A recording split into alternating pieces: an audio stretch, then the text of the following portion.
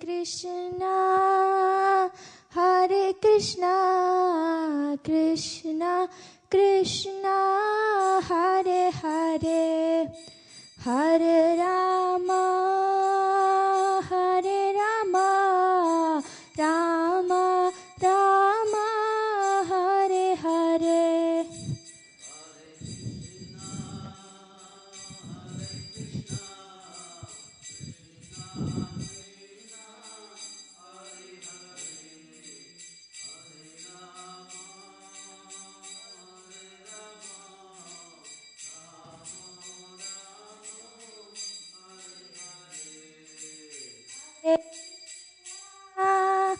Hare Krishna, Krishna Krishna, Hare Hare, Hare Rama, Hare Rama, Rama Rama, Hare Hare.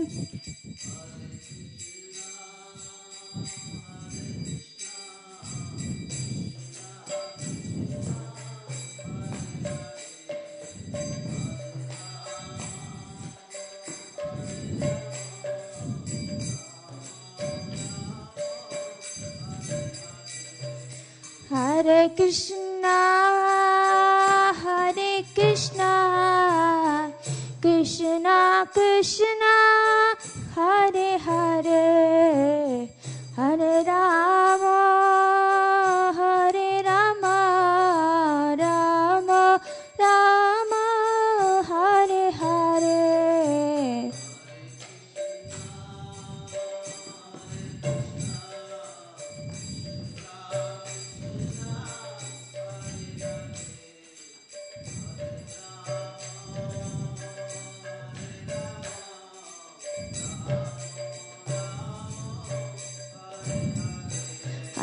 Hare Krishna, Hare Krishna, Krishna Krishna, Hare Hare, Hare Rama, Hare Rama, Rama Rama, Hare Hare.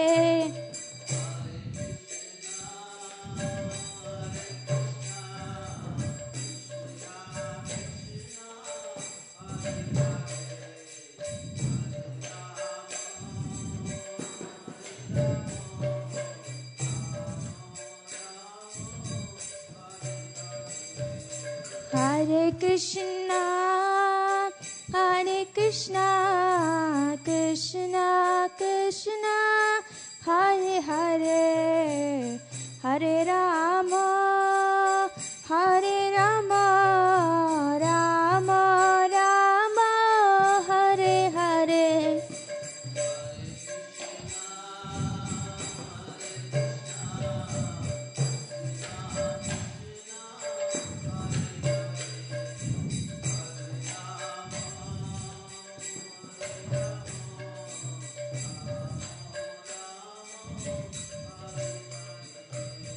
Hare Krishna, Hare Krishna, Krishna Krishna, Hare Hare, Hare Rama, Hare Rama, Rama Rama, Hare Hare.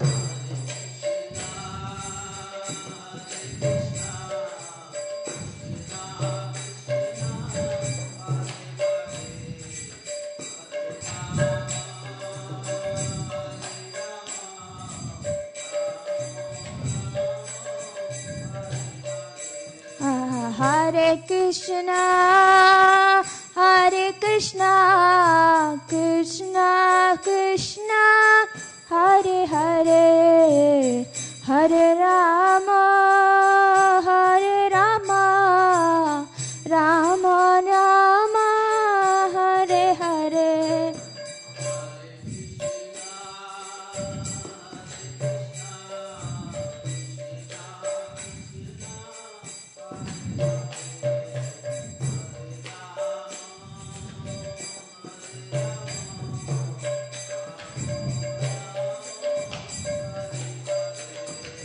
Hare Krishna, Hare Krishna, Krishna Krishna, Hare Hare, Hare Rama, Hare Rama, Rama Rama, Hare Hare.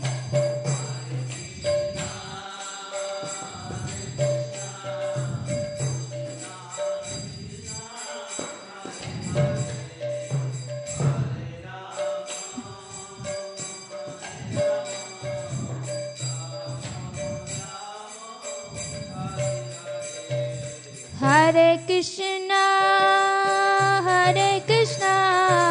Krishna Krishna, Hare Hare, Hare Rama, Rama Rama, Hare Hare.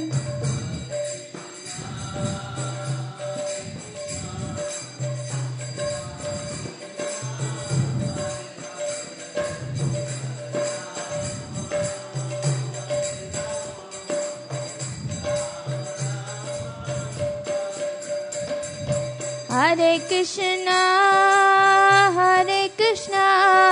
Krishna Krishna, Hare Hare, Hare Rama,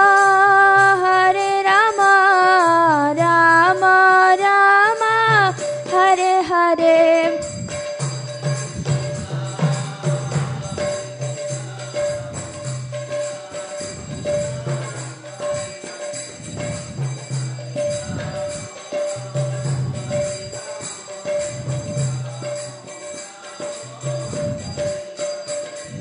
Hare Krishna, Krishna Krishna, Hare Hare, Hare Rama, Rama Rama, Hare Hare.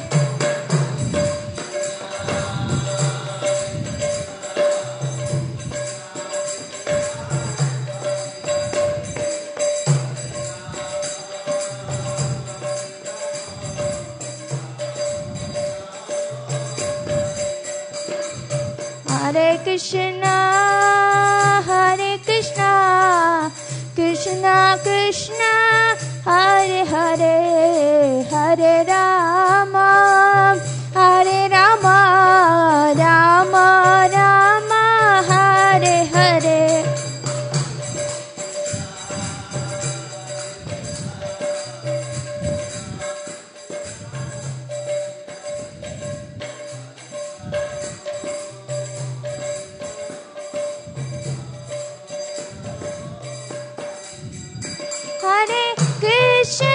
Hare Krishna, Krishna Krishna, Hare Hare, Hare Rama, Rama Rama, Hare Hare.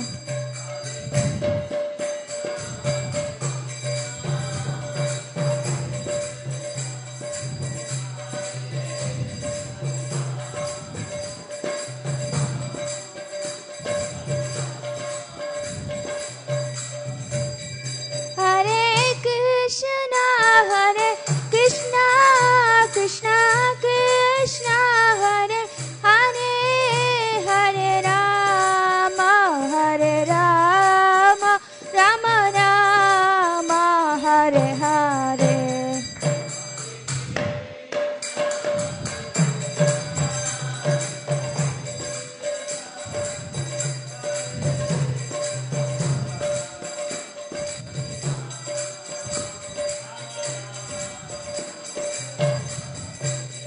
Hare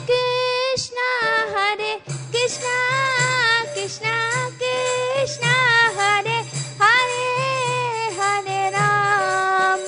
Hare Rama, Rama Rama, Hare Hare.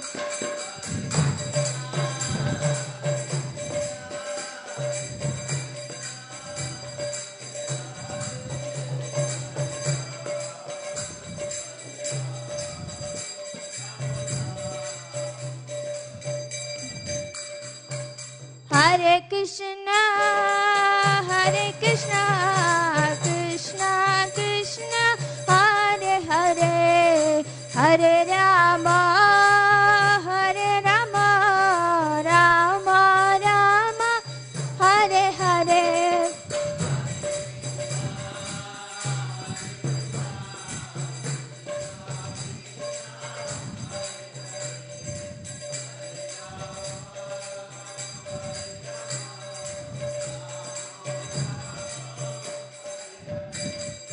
Hare Krishna,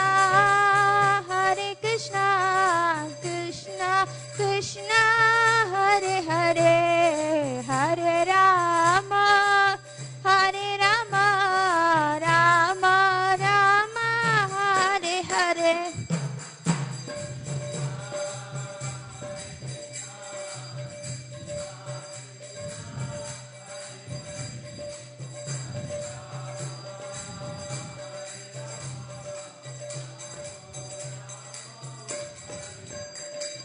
Hare Krishna, Krishna Krishna, Hare Hare, Hare Rama, Hare Rama, Rama Rama, Hare Hare.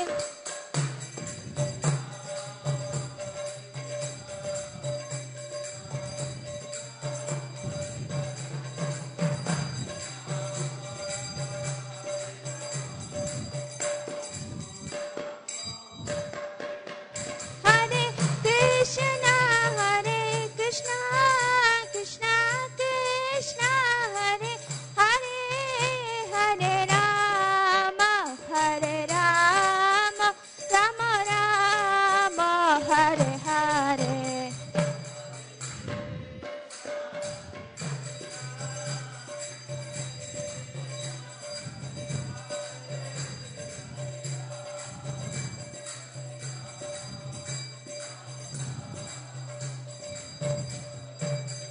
Hare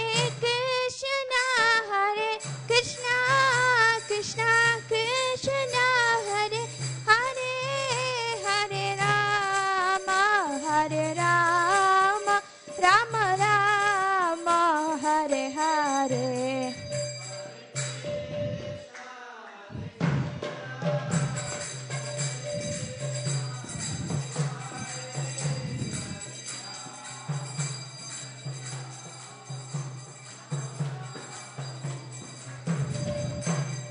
Hare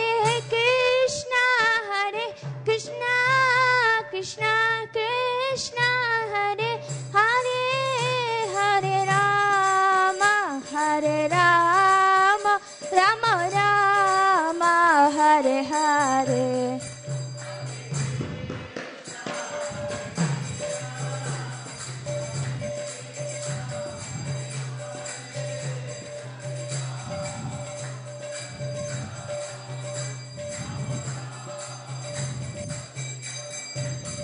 Hare Krishna, Krishna Krishna, Hare Hare, Hare Rama, Hare Rama, Rama Rama, Hare Hare.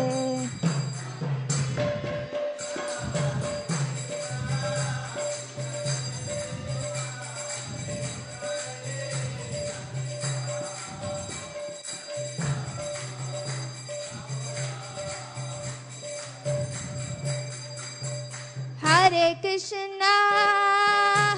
Krishna, Krishna Krishna, Hare Hare, Hare Rama, Hare Rama, Rama Rama, Hare Hare.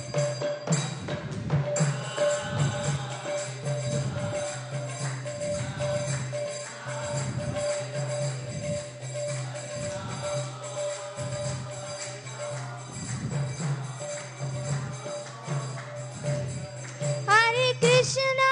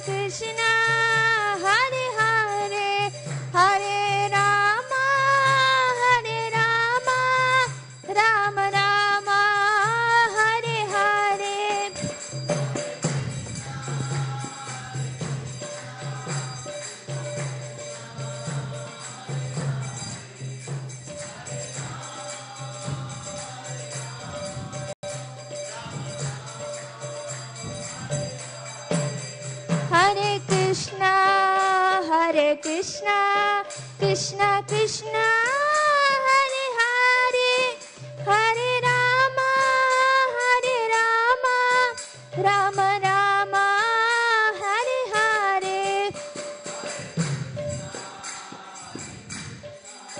Krishna Krishna,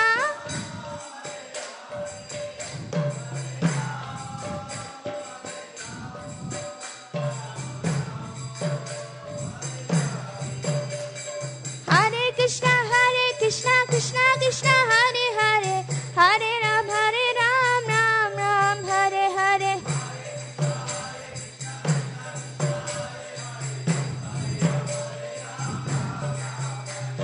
Hare Krishna, Krishna Krishna, Hare Hare, Hare Ram, Ram Ram, Hare Hare.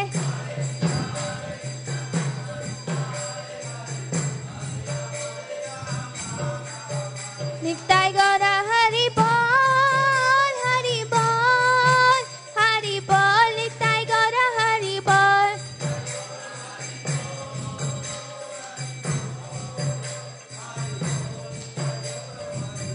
Jaya Jaya Prabhupada, Prabhupada, Prabhupada, Jaya Jaya Prabhupada.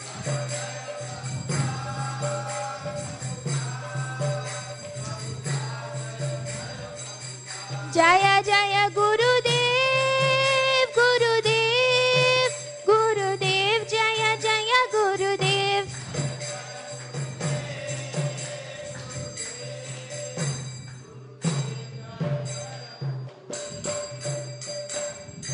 Nitai Gaura Premanande, Hare Hare.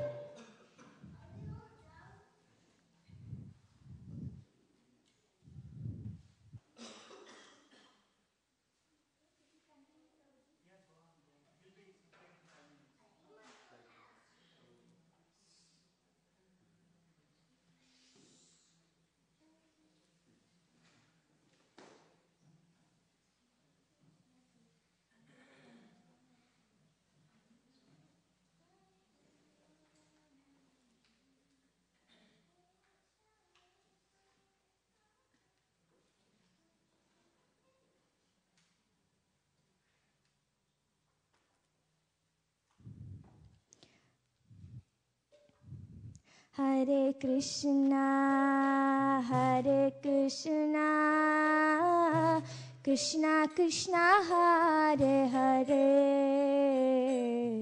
Hare Rama, Rama Rama, Hare Hare.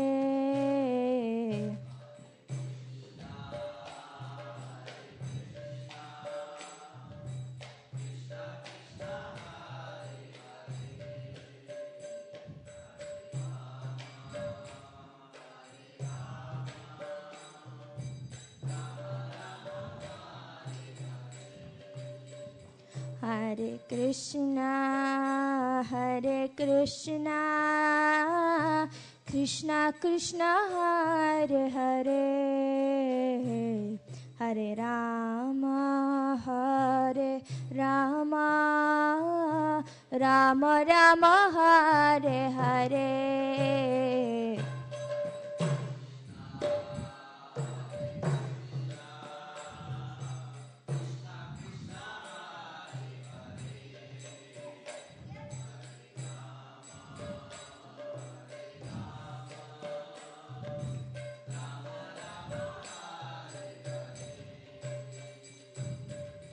Hare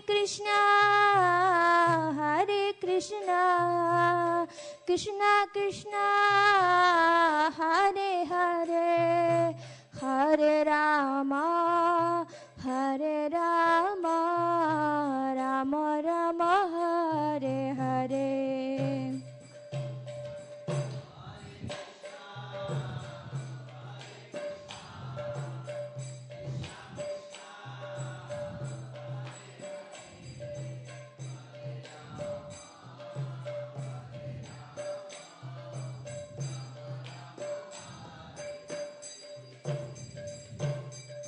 Hare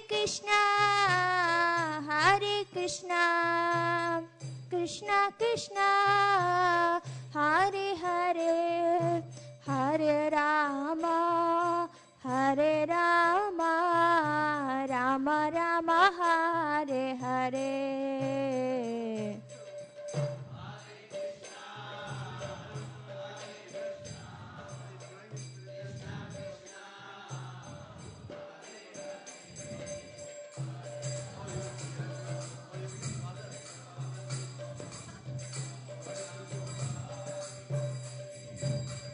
Hare Krishna, Krishna Krishna, Hare Hare, Hare Rama,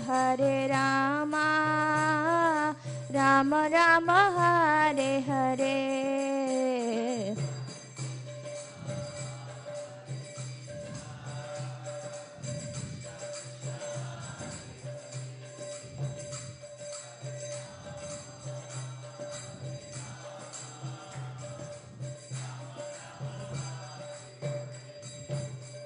Jaya Prabhupada, Prabhupada, Prabhupada, Jaya Prabhupada.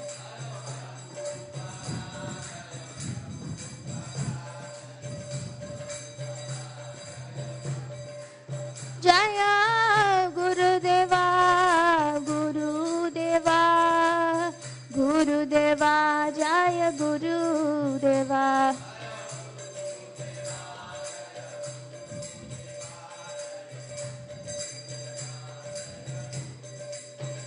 Nitai Gaura Hari Bol, Hari Bol, Hari Bol, Nitai Gaura Hari Bol.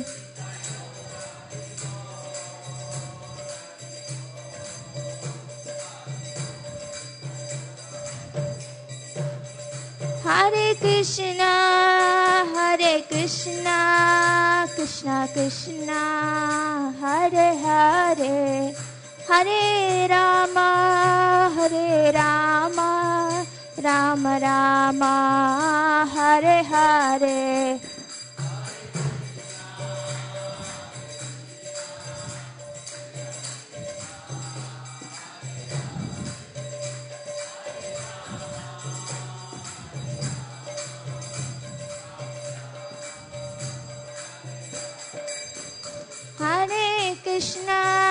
Hare Krishna, Krishna Krishna, Hare Hare, Hare Rama, Rama Rama, Hare Hare.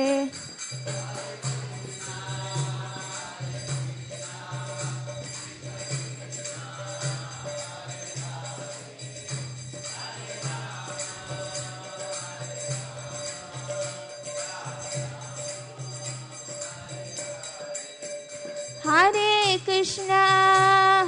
Krishna, Krishna Krishna, Hare Hare, Hare Rama,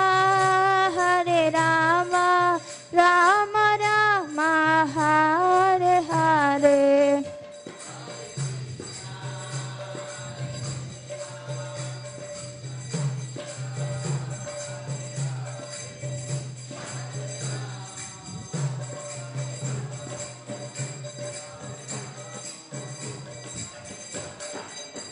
Hare Krishna, Krishna Krishna, Hare Hare, Hare Rama, Rama Rama, Hare Hare.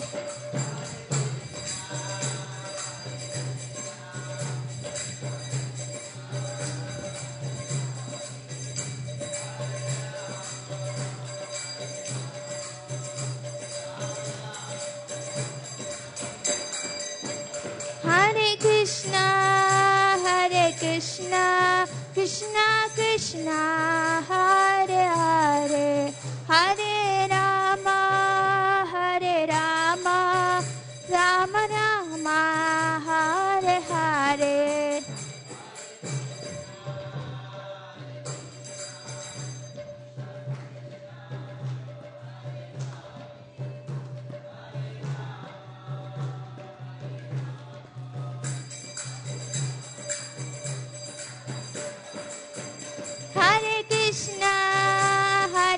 Krishna, Krishna Krishna, Hare Hare, Hare Rama, Hare Rama, Rama Rama, Hare Hare.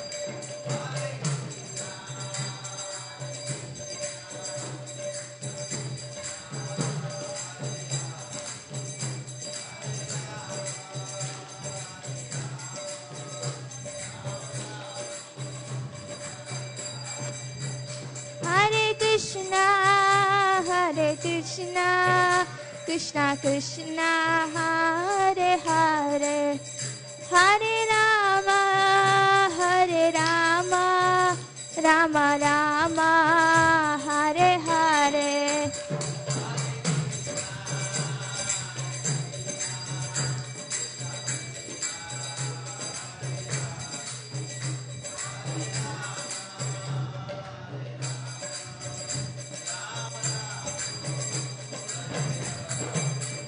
Jaya Prabhupada, Jaya Prabhupada, Jaya Prabhupada, Jaya Prabhupada.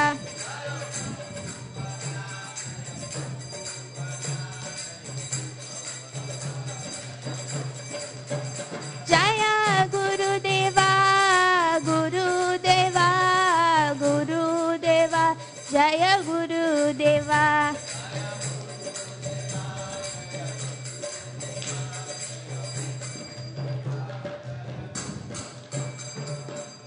Nitai Gaura Premanande, Hari Hari Bol. Put that down by about 50%. Good evening, everyone. Hare Krishna. How are you all? Oh, good. Tonight, we're going to talk about balance. And, yes, balance. And how to organize our lives in such a way that we can keep our balance, not just physically, but I'm talking about doing all the things that we do in our lives in such a way that we can accommodate everything and not become overtaxed in any one area. Om Jnana Timirandasya Jnananjana Shalakaya Chakshurun Militam Dena Tasmai Shri Gurave Namaha. Vaishnavas are generally balanced, and even in the qualities of Vaishnavas it's mentioned that they don't overeat. That's a symptom of balance. And if kids get a little too fidgety in the class, there's a special 2 rooms for kids in the back. Somebody who's part of the Vedic Academy can help. And we don't want to torture them by leaving them in the class if it's not interesting to them.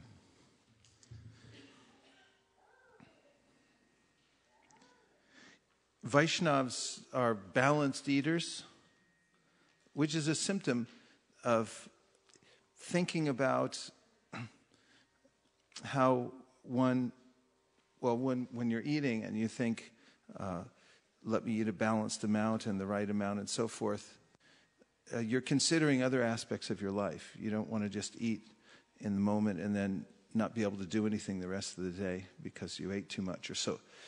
And that's symptomatic of all the activities that devotees who are on a high level of consciousness, who have attained a high level of consciousness, they're aware that it's important to balance in their lives so they don't become unproductive. So today we'll talk about balanced life, and here's the definition of balance. An even distribution of weight enabling someone or something to remain upright and steady. And it comes from a word that means 2 scale pans. And everyone from India has probably seen a scale pan. It's a measurement system. You put a weight on one side and you put some eggplants on the other side. And you see how much they weigh, and then you can charge accordingly and so forth. This was the typical way of weighing things before. And I even remember as a kid at the co-op where my mother used to shop, they had a scale. And then digital came out, and now we don't get those anymore. It was more exciting the other way. So it has to do with an even distribution of weight. And we're going to start with an exercise so we can all stand up. Do you have an extra microphone?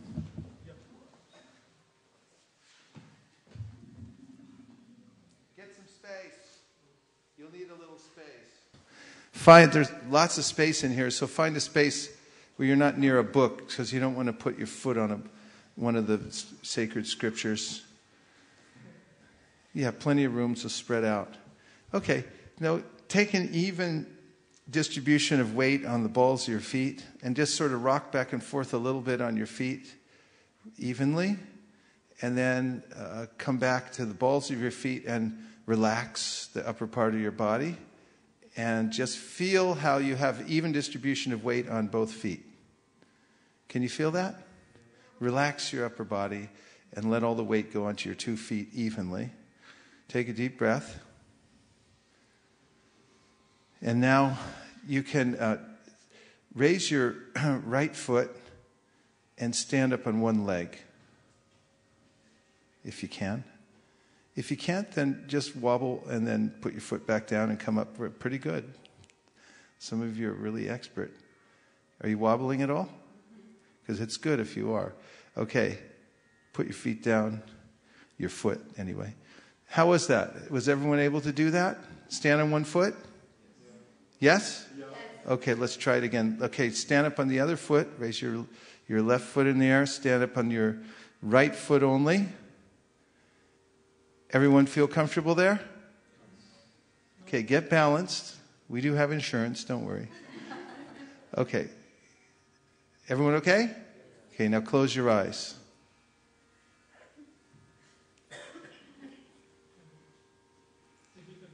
Close your eyes. Keep them closed. Don't open them.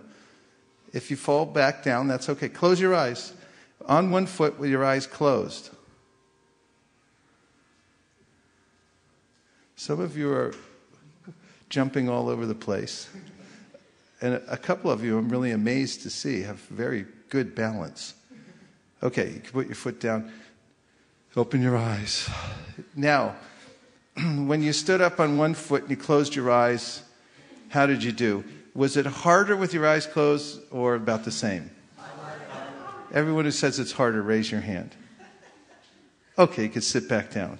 And give yourselves a hand, by the way, because I'm really impressed how well you all balance. One point I'd like to make about balance at the outset is that we all balance all the time.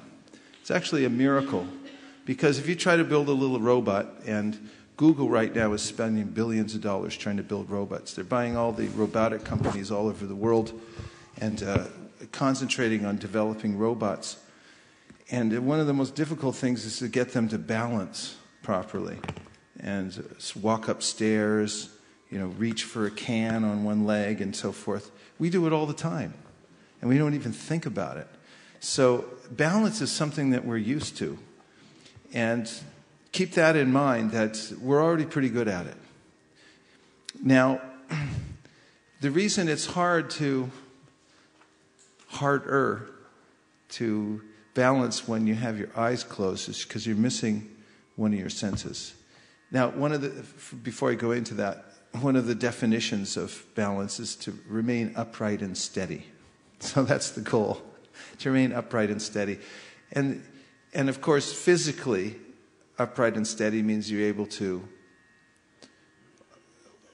walk progressively from one place to the other without falling over.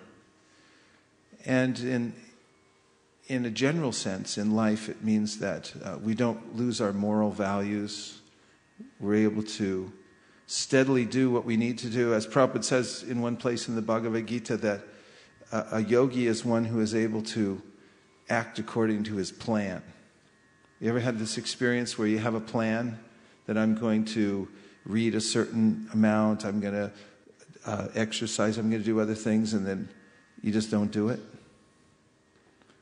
Yes, one person. That's pretty good. Everyone else has not had that. So to be able to remain upright and steady. And upright also means when you, as Krishna talks about in the Bhagavad Gita, chapter 12, you may be defamed in some way. Even you didn't ask for it, you didn't deserve it, but somehow you get criticized, you get defamed. Somebody criticizes you and so forth. Can you remain upright in that situation? Or do you become morose and carry it with you, and you're not able to function after that, and so forth? In loss and gain, Krishna says, one has to remain equipoised, which is another kind of balance.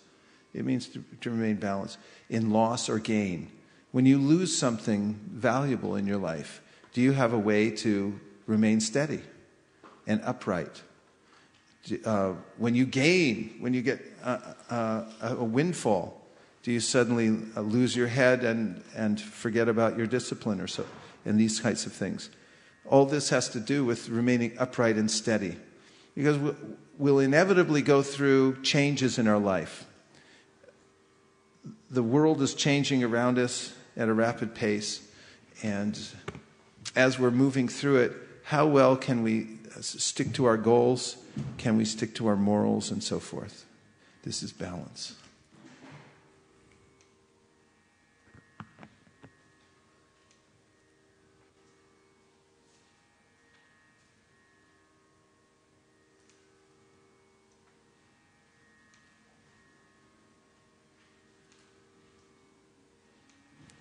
This is interesting. I'm not getting a lot of... maybe the battery's not working.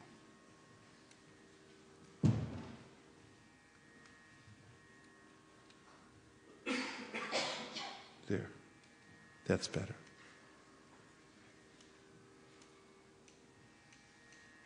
Okay, so a couple lessons. One is that we balance all the time. And it's something that we're used to. And another lesson about balance is that it doesn't mean you're going to stay perfectly still.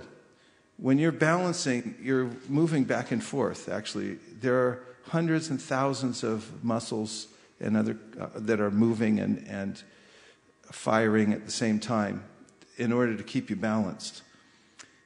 And when you're moving from one place to the next, for instance, if you fly in an airplane from San Francisco to Toronto, for instance, and if you look on the little in-flight map that shows you which way the flight goes, it shows a straight line or slightly curved line that's going from San Francisco to Toronto. But there is no absolute straight line. You're always pulling back to the center. And vision means that the metaphor I'm trying to make here is when you close your eyes and you lose context, and then you start to wobble, and it's a lot harder to stay up. So similarly in our lives, to remain upright and steady, if we have a clear idea what our goal is, where we're going, and what the center is, how to come back to the center so that we can move towards our goal, then it's a lot easier to balance. If we're not sure what that is, we'll tip over. We'll be pulled from one side to the next. 1 minute I'm into a certain philosophy, discipline, and 2 years later, I'm into something else completely different. And I can move from side to side and fall over. So if I have vision, if I have a clear idea of where I'm going and why I'm going there, then it will allow me to stay balanced. So that will be an important theme for tonight, because we're also going to talk about setting goals, which never ceases to intrigue me, because first of all, we have volition. That means we have the free will to change our life at any time. And that means that any one of us at any time of the day or night can decide to do things differently than we're doing now, and we can set a new course. We can go in a different direction if we just decide it's valuable to us, and we start going and we make a plan, which means we make a goal to go in that direction. Then all we have to do is make the steps, decide what is the next step to move towards that goal, and we have to start doing it, and then we can move in that way. And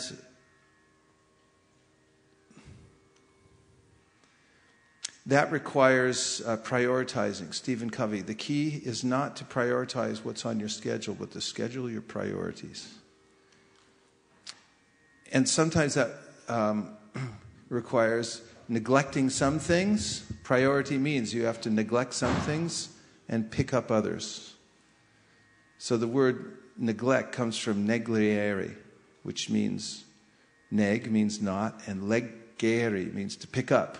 There's certain things that you should pick up and other things that you should just leave where they are.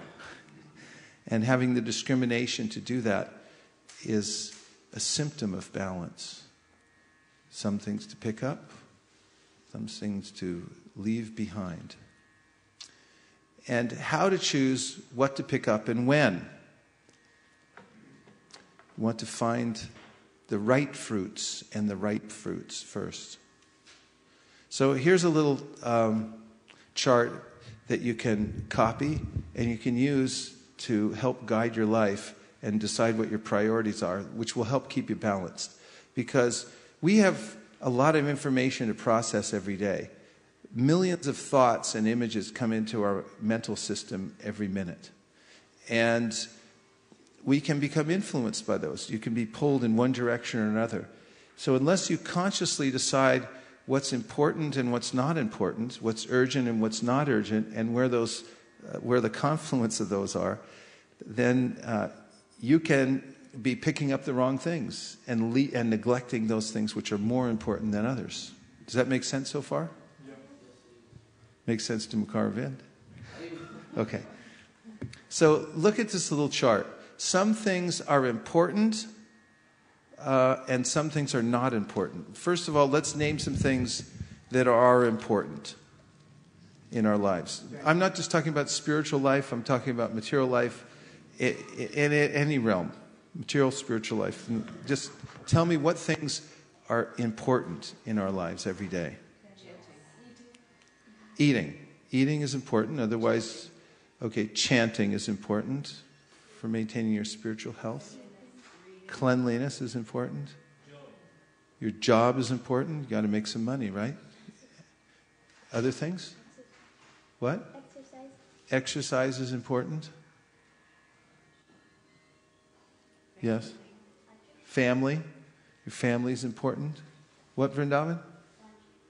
Huh? What do you say? Water? Water.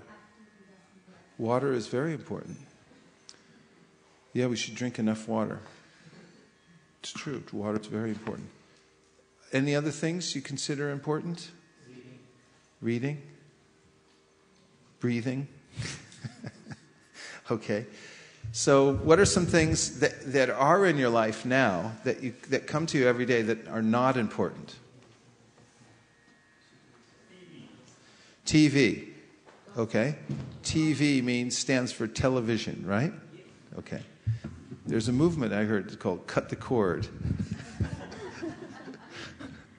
Okay. Arguing is not, something that Bhumi is saying is not important.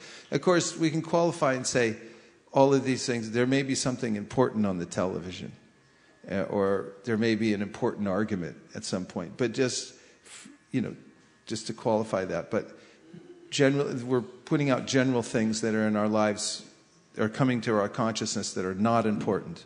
What are some things that happen to you every day, or that you have to make a decision about that are not important? Gossiping, not important. What else? Social obligations. Okay, that's a fine line there. We'd have to use this chart to figure out, we can refine it a little bit more, some of these things too. And that's why there's two sides to this, and there's a confluence between these two things. Because, it may turn out to be important. But if you're a mendicant or something like that, or if you take sannyas, social obligations may be wholly unimportant to you. Working more than required. Not important? Okay. By definition, the internet, surfing the internet, looking at Facebook of course, Facebook can be used as a tool. It can be preaching. There are people that are discussing Bhagavatam and Bhagavad Gita. But I guess the sense I'm getting is there are certain things which we do idly. It means we're really not thinking about it. We're just doing it as a time waster. And some of them are actually harmful, like arguing in a sense just for the sake of arguing, the arguing spirit, tit for tat with everything anybody says, just to try to be right without trying to come to a conclusion that will be beneficial. Others mean some specific things that might be unimportant in your life that happen to you every day or you have to decide about. What happened? That are not important. Sleeping more than required? Yes, Bhumi. Oh, we're not using the microphones. I don't know why, but could we have them out there? In the world of Krishna consciousness, like for instance, I do spend a lot of time on the internet, on Facebook particularly, but I notice that we spend a lot of time focused on things that have nothing to do with us. They may have something to do with Krishna consciousness. We're not going to resolve them by discussing them, and yet people want to discuss them, and people get angry and heated, and it's divisive, and devotees get in arguments, and nothing ever comes from it. It's not like they resolve issues by discussing them. That's a very, making it more specific. There may be things that, as you're saying, devotees are arguing about issues that may never come to a resolution, number one. And it seems like they never haven't over a long time, and also just makes both sides polarized even more. And this kind of arguing, which you brought up before, arguing and making it more specific, maybe not important. Yes? Okay. All right, so now let's look how this chart works when you put the two sides together. We have things that are important and not important. And really, you have to think about this. Now, as I said, these things are relative because you may have a goal in life, and then you realize some things are important and other things are not important. They may be important to somebody else. But according to the goal you have set for yourself, you have to see what's important and what's not important. Now, some things are urgent and not urgent. What are some things that are urgent in your life? Anybody had to face an urgent situation recently? In school or anywhere else? Well, I think making a living is urgent. Making a living is urgent, okay? Yeah. Because you have to pay the bills? Yeah, because the bills are going to be there, and if you don't put that as a urgent priority, you're going to. So if the electricity bill comes and you don't think it's urgent and you just leave it, some people do that. Some people live like that, and then they forget to pay the electric bill, and then the lights go out, and everyone says, "What happened? Was there a lightning strike?" And said, "No, I just forgot to pay the bill." So priorities are a little off. So it's urgent. There are certain things you have to pay in 30 days. Debt, fire, and disease. This is the statement by some philosopher, that these three things are always urgent. If you have a debt, you should pay it off as quickly as possible. Otherwise, there can be penalties and interest, and you'll go in a downward spiral financially. Fire, I'll get it later. Disease, important. Urgent, actually, because, if you catch things early, then you can deal with them usually in a much more efficient way than if you let them become full-blown, and then there's no hope. Debt, fire, and disease, and many things in this category. There are items that are urgent. Can you think of any other things, specific things in your life, things that have happened to you that were urgent you had to take care of? Yeah, health issues, like if anybody gets into an accident or emergency. Okay, yeah, those are very urgent. Accidents. You have to take care of them right away. You have to drop everything else and go take care of it, right? That would be an urgent situation is something, all of the things, you just drop it. Another one, yes. Production issue. Systems are not running and you're on support, and that's a very urgent issue. In your profession? Yeah. Okay. Everyone can relate to that? Okay, and not urgent. Certain things in your life are not urgent. Replying to certain emails? Certain emails. Yeah. Okay. Some may be urgent, some may be not urgent. You can categorize them. Anything specific in your life that's something that you need to do, but it's not urgent? In other words, you have to do it, but it's not urgent right now.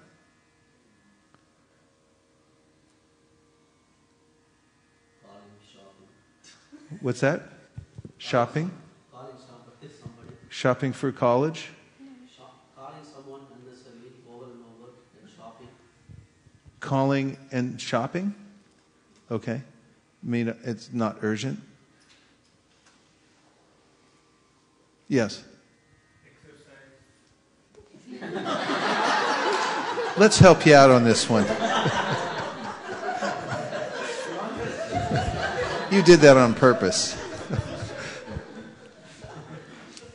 So, yes, we have something else that's not urgent. You need to do it, but it's not urgent right now. Yes? Facebook. You need to do Facebook? Vacation? Okay. Vacation is something you need to do. You need to recreate every once in a while, but it may not be urgent. You may be able to wait a few months, or it's in the future or something like that, right? It's not something you have to do right now. Whereas an accident or a fire or debt or something is urgent. It's just practical.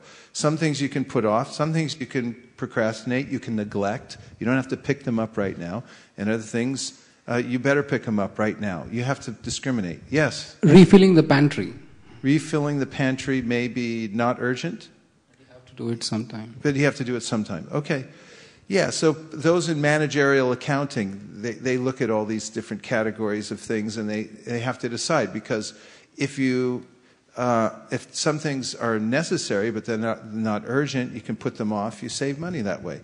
So you don't have to do it right away. You do things in the order that there's FIFO and LIFO, first in, last out, last in, first out. You have to decide what's most important, what are priorities. Now, when you put the two categories together, it becomes even more interesting. Some things are urgent and important, and some things are urgent but not important. That's profound, isn't it? Because somebody might bring you some kind of urgency and thrust it upon you, but it's not really important. It seems urgent, but it's not that important. Can you think of anything in that category? Somebody posted a photo on a Facebook. Okay. And they say you have to look at it right away or something like that? But it's not important. It's just a cartoon or a doodle they did, and say, you got to see this right away. What, there's some urgency about it. But it's not important. And if you don't look at it, it's no big deal. And it's not going to make any difference to you, right? Do you see this category? There are things that come to you that say urgent, urgent, and many letters you get in the mail. The classic example, they say urgent, open right away, time sensitive. You notice that it's a form letter. It's not really to you. It's not going to change your life unless you open the letter and get all involved in it. And it says that it's urgent, but it's not important. It's not something that you have to open right now. So then there are things that are urgent and important. What comes in that category? Chanting is urgent and important. Finishing, Vrindavan has a lot of assignments to submit, so very time bound. Yes, so it's important because if he doesn't hand them in, then he'll, his grades will go down. He'll fail the class, and you have to do it by a certain time. So it's urgent, right? It's due tomorrow. You got to do it, and it's important. That's urgent and important.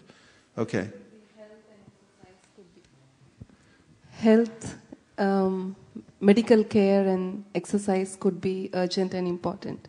That's right. Depending Medical on care, healthcare. some health-related issue may be urgent and important. If you start feeling chest pains, for instance, it's important to go get it checked out, and it's urgent at the same time.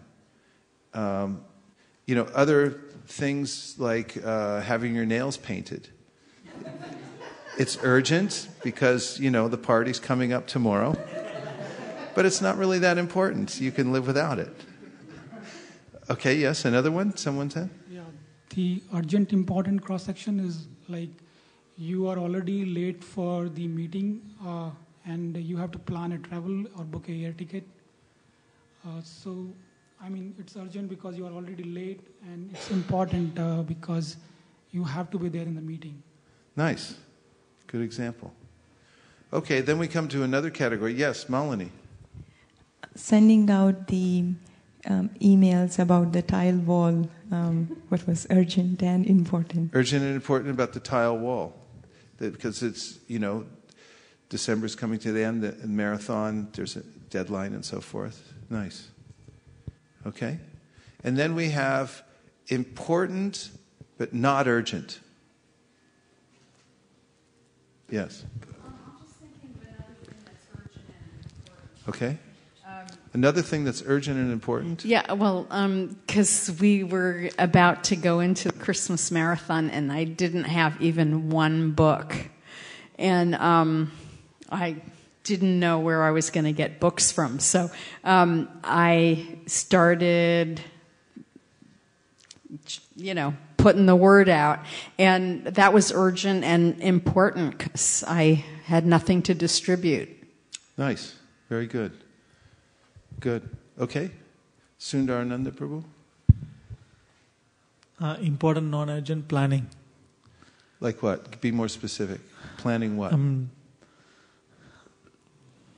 Planning your day or planning weeks ahead.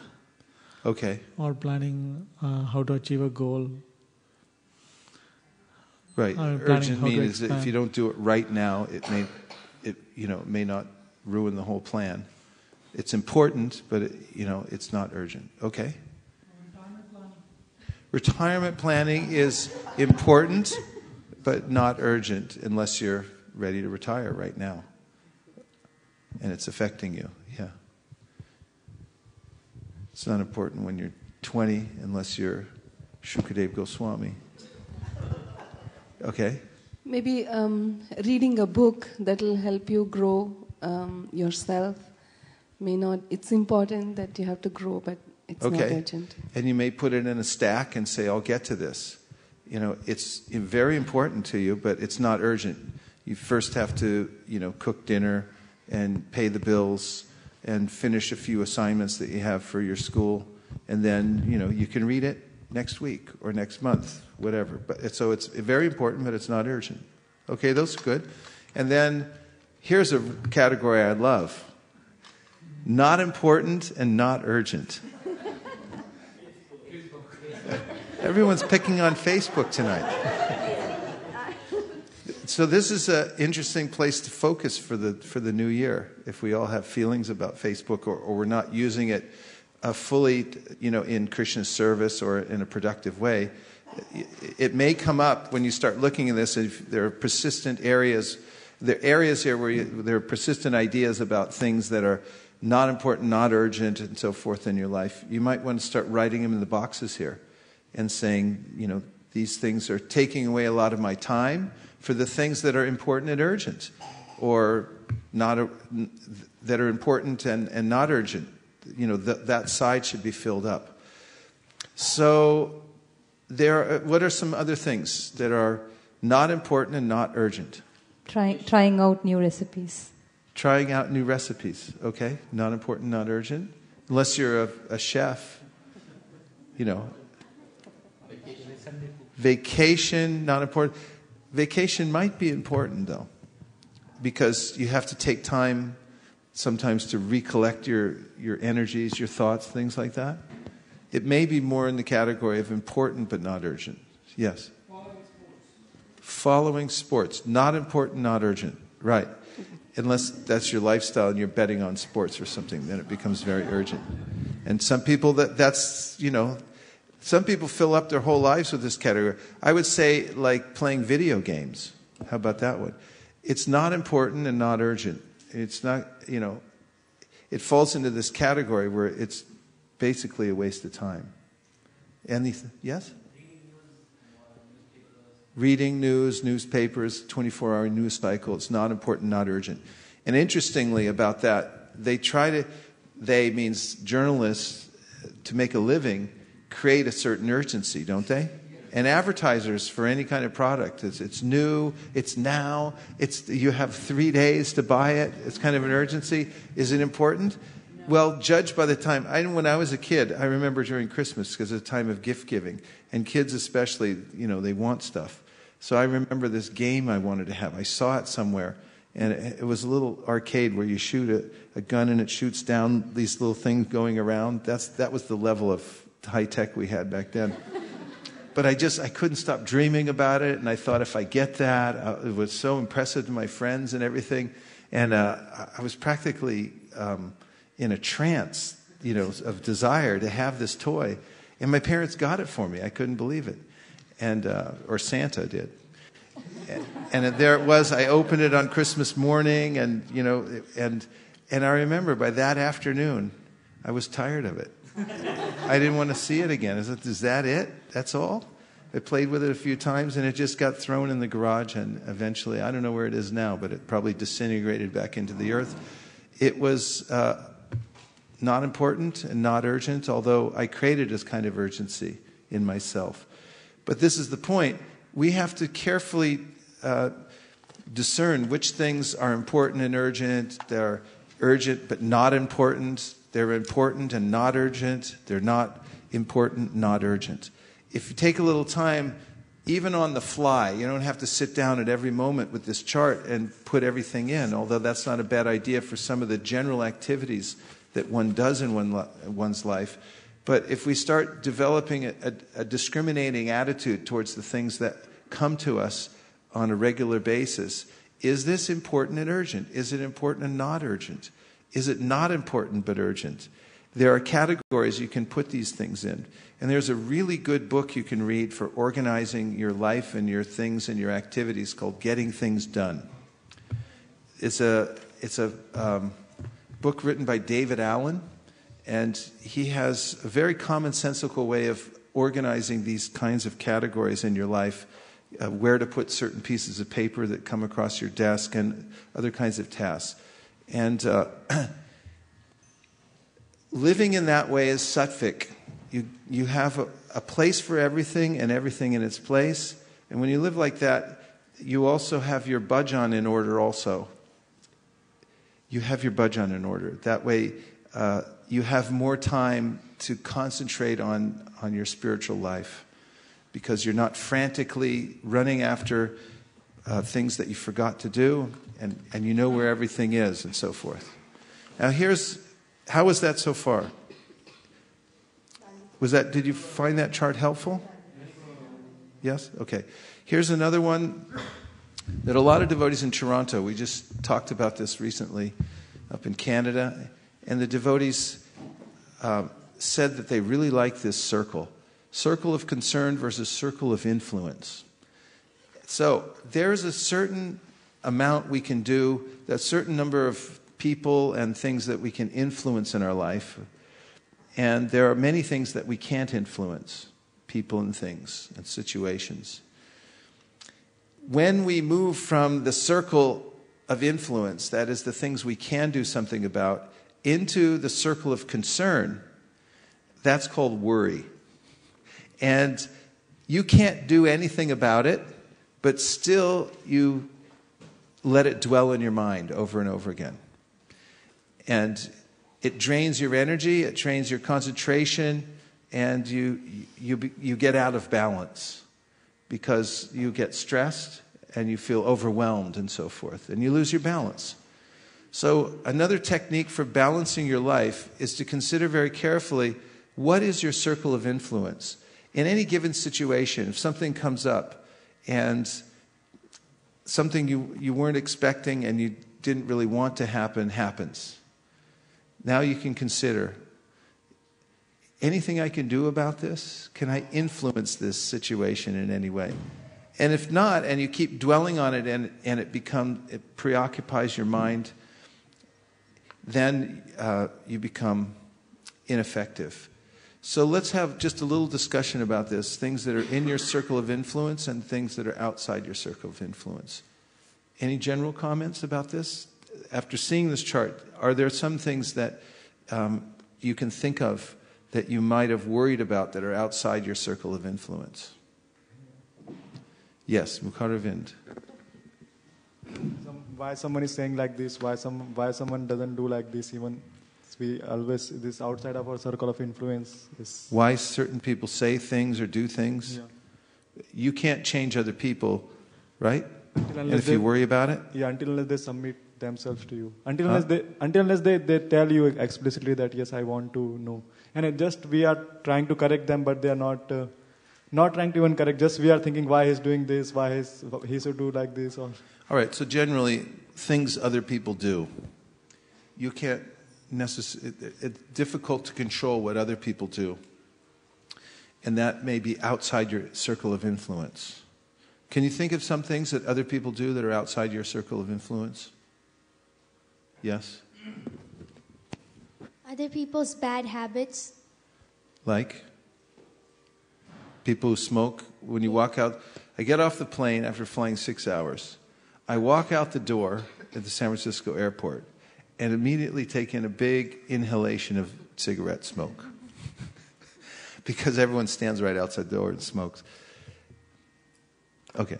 I was thinking like drinking, procrastination, all the other bad habits. You can't really do anything about it. What other people do? Yeah, what other people do. Okay, so things that other people do. Can you say anything specific? Yes, Gandharvika. How others perceive you. Perceive us. Okay. Outside your circle of influence? Natural calamities outside your circle of influence. Good point. Stock market, outside. You can't time the market. Nobody can. I've found that monkeys throwing darts at a board sometimes do better than trained investors. Srivas? Inflation. I mean, maybe Ben Bernanke or somebody like that can do something about it, or we can try. But we can't. These are big issues, macro issues that, we really can't control. Yes? The stock market. Stock market, yes. When you invest in that, some people say it's not a gambling. So from the conception... Turn it towards you, the microphone. From the conception of gambling, where you totally believe in luck. So do we as an institution believe that it's a gambling? It's not germane to the conversation. I'll answer it later. Yes. Political, yes, you had a point. Things which are worrying about your own limitations. You wish that, I wish I could do this better. Or I wish I was taller or something like that. Yeah, things like that. Maybe outside our circle of influence. You had a point? What's that? Train is late. Okay. Outside your circle of influence, the train is late. Travel is a big thing. You really have to be patient when you travel because when you're at home, you get what you want. When you travel, you get what you get. Yes. Working with outside people, professionally. Working with outside people professionally, outside your circle of influence. So many things outside the circle of influence, but yet I hang on to them, and they whip me around and around and around and around. But if I understand that I have a certain circle of influence, and generally our circle of influence, if we consider it very carefully, and I'm asking you to do this in this seminar about balance, consider what is actually your circle of influence and narrow it down to the things you really can do something about. Think about it. Take time in the new year to sit down with a empty legal pad and a pen and write down all the things that are in your circle of influence. And then make a list of all the things that are outside your circle of influence that you've been carrying around, that you've been worrying about. And it really helps to keep you in balance. I had some management problem I was dealing with that I was in deep anxiety about. So I went to a few godbrothers, and I was talking to them about this issue I was dealing with. And, we talked it over, and I got some nice guidance and solace. But then one of them sent me a verse a few days later from the 4th canto of the Srimad Bhagavatam, in which Brahma tells Prithu Maharaj, who is in deep, deep anxiety, he wanted to kill Indra because he was trying to accomplish something, and that was to perform 100 Ashwamedha Yagyas. And Srivas is going to grab the verse. And he got to 99, and Indra got envious, and he kept stealing the horse.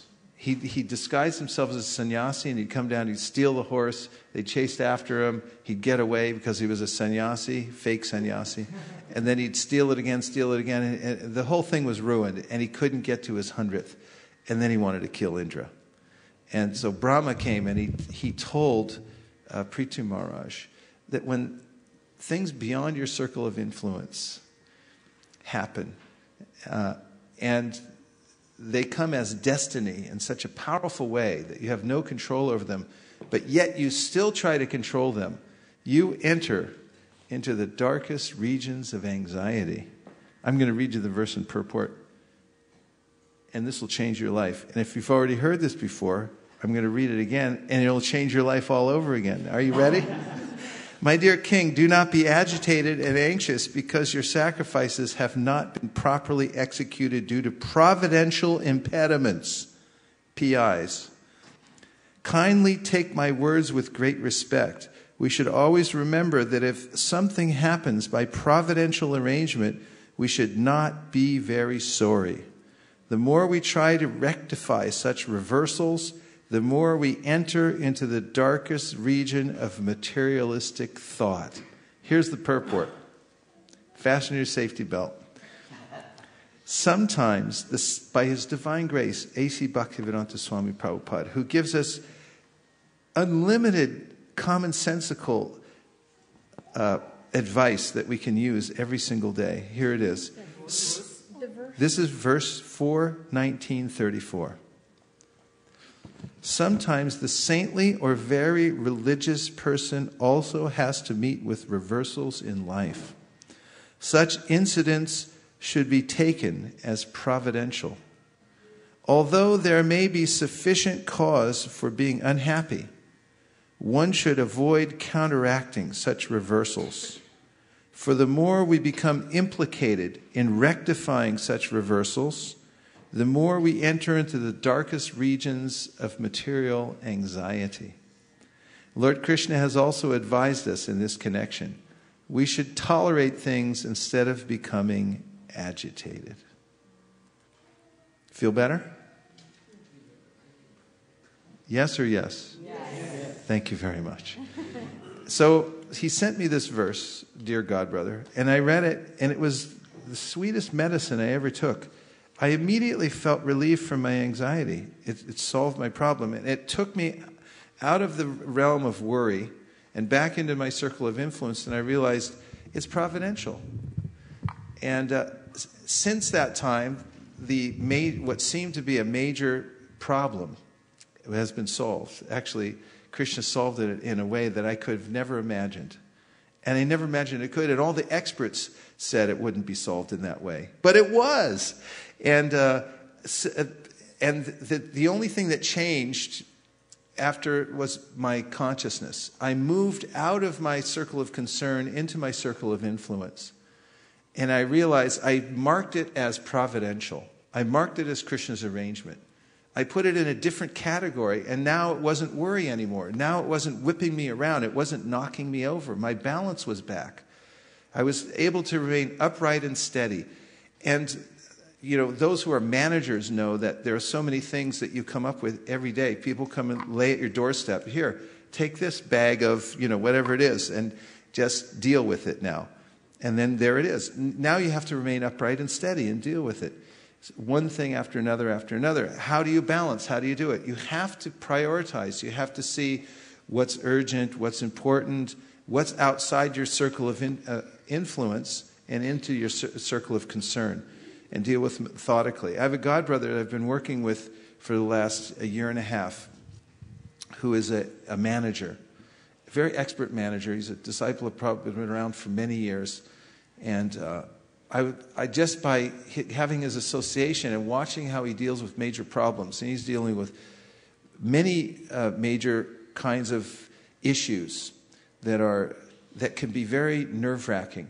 And I just observe how he deals with them methodically. He just starts at the beginning and moves through it. And although they're concerning and sort of even dangerous issues, they can.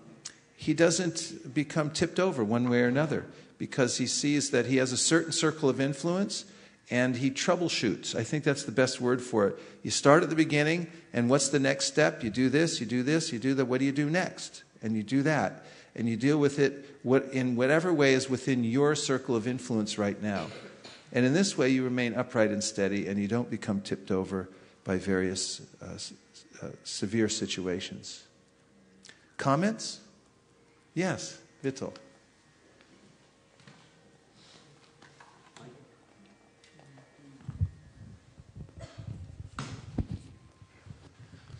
Prabhuji, I was thinking if one of the main causes for all the problems which I face is because not able to is probably because not able to distinguish what exactly is our circle of influence and what is the circle of concern, right?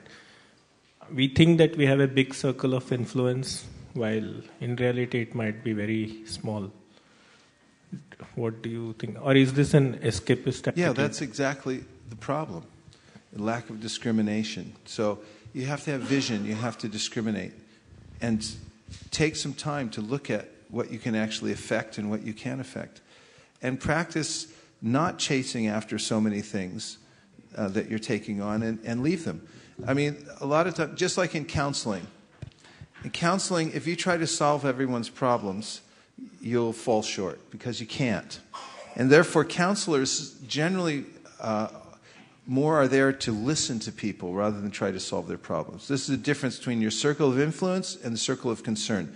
For instance, if you counsel somebody that's got a problem they bring to you, if you say, here's classic mistake number one. Sure, I'll help you out, I'll solve your problem. Now you're finished for the rest of your life. Because their problem's never going to be solved. And now you're hitched up to it. And you're going to be pulled all around the universe, wherever they go, just by that one sentence that says, yeah, don't worry, I'll solve your problem. You're now connected in a way that you cannot possibly fulfill. It's outside your circle of influence. But if you say, sure, I'll listen. Let me listen to what your problem is. You can do that. Anybody can do that.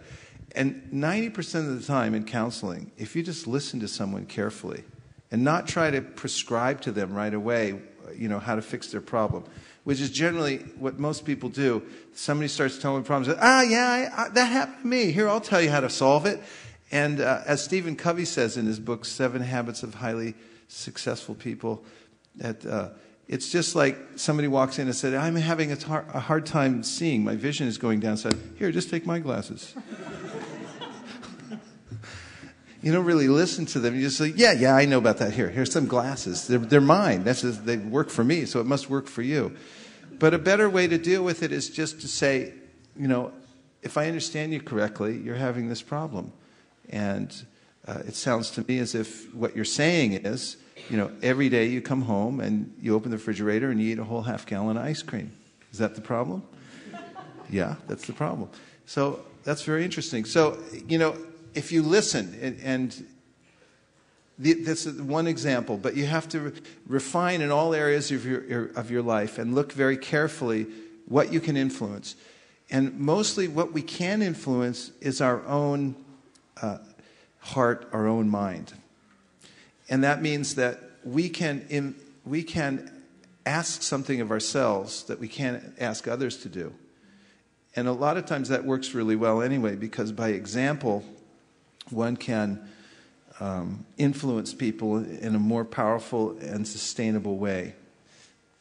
And we do have volition to change. We can change ourselves. We can make new habits and so forth. That is within our circle of influence. We can do something about the way we think about others, the way we think about ourselves, the way we perform our activities during the day and so forth. So as homework and an exercise for the new year, take some time to look carefully at your circle of influence and just meditate on it. When things come to you, and they will, that seem to be difficult to deal with, think first, is this within my circle of influence? Can I actually deal with this? Is it something I can do? Is it providential? Is it something that actually concerns me? Is it my problem to deal with, or is it their problem to deal with? And even if it's my problem, can I deal with it? Is something I can do right now? And then you can also look at the other chart too and see, is it urgent and important? Is it not urgent, not important, and so forth? And learn to get rid of those things, put them aside, neglect them. And neglect is a very powerful instrument for being equipoised. It means know what to let go. Know what to not pick up. That's what neglect means. Knowing what not to pick up. It's over there, and if you pick it up, it's yours. Now you have to deal with it. So just don't pick it up in the first place if it doesn't concern you. So these are a few basics of balance. And another one is to be an expert horseman. In the Srimad Bhagavatam, Srivas Pandit Prabhu will verify for us, there's a verse which in the 11th canto, and he knows right where it is, he's going right for it, that says that a yogi or a devotee should be like an expert horseman, and the mind is the horse.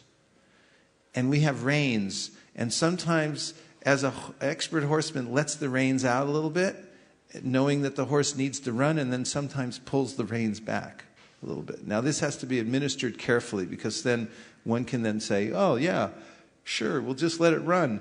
You have to be careful and observe the activities of the mind and not always be pulling back and trying to push. But sometimes if you let back a little bit and know how to balance, like Krishna says in the Bhagavad Gita, you should be yukta. You should be balanced, regulated, and so forth. Yukta hara viharasya, yukta chestasya karmasu, yukta swapnavabodhasya, yogo bhavati dukkha. That if you're yukta, or balanced in the way that you eat, the way that you recreate, the way that you sleep, and so forth, he said you can do away with all miseries in life. So, balance means the ability to do two things at the same time. And we're doing these kinds of things all the time.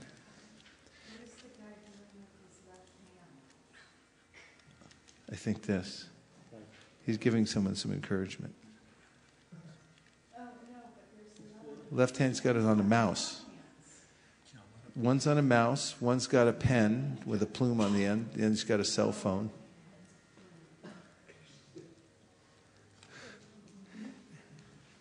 Now, in the Bhagavad Gita, Krishna says to Arjuna, this is balance. One should be able to do two things at the same time, and I'll give you an example of what I mean by this. And by the way, this phrase, at the same time, appears throughout the Bhagavatam and Bhagavad Gita frequently.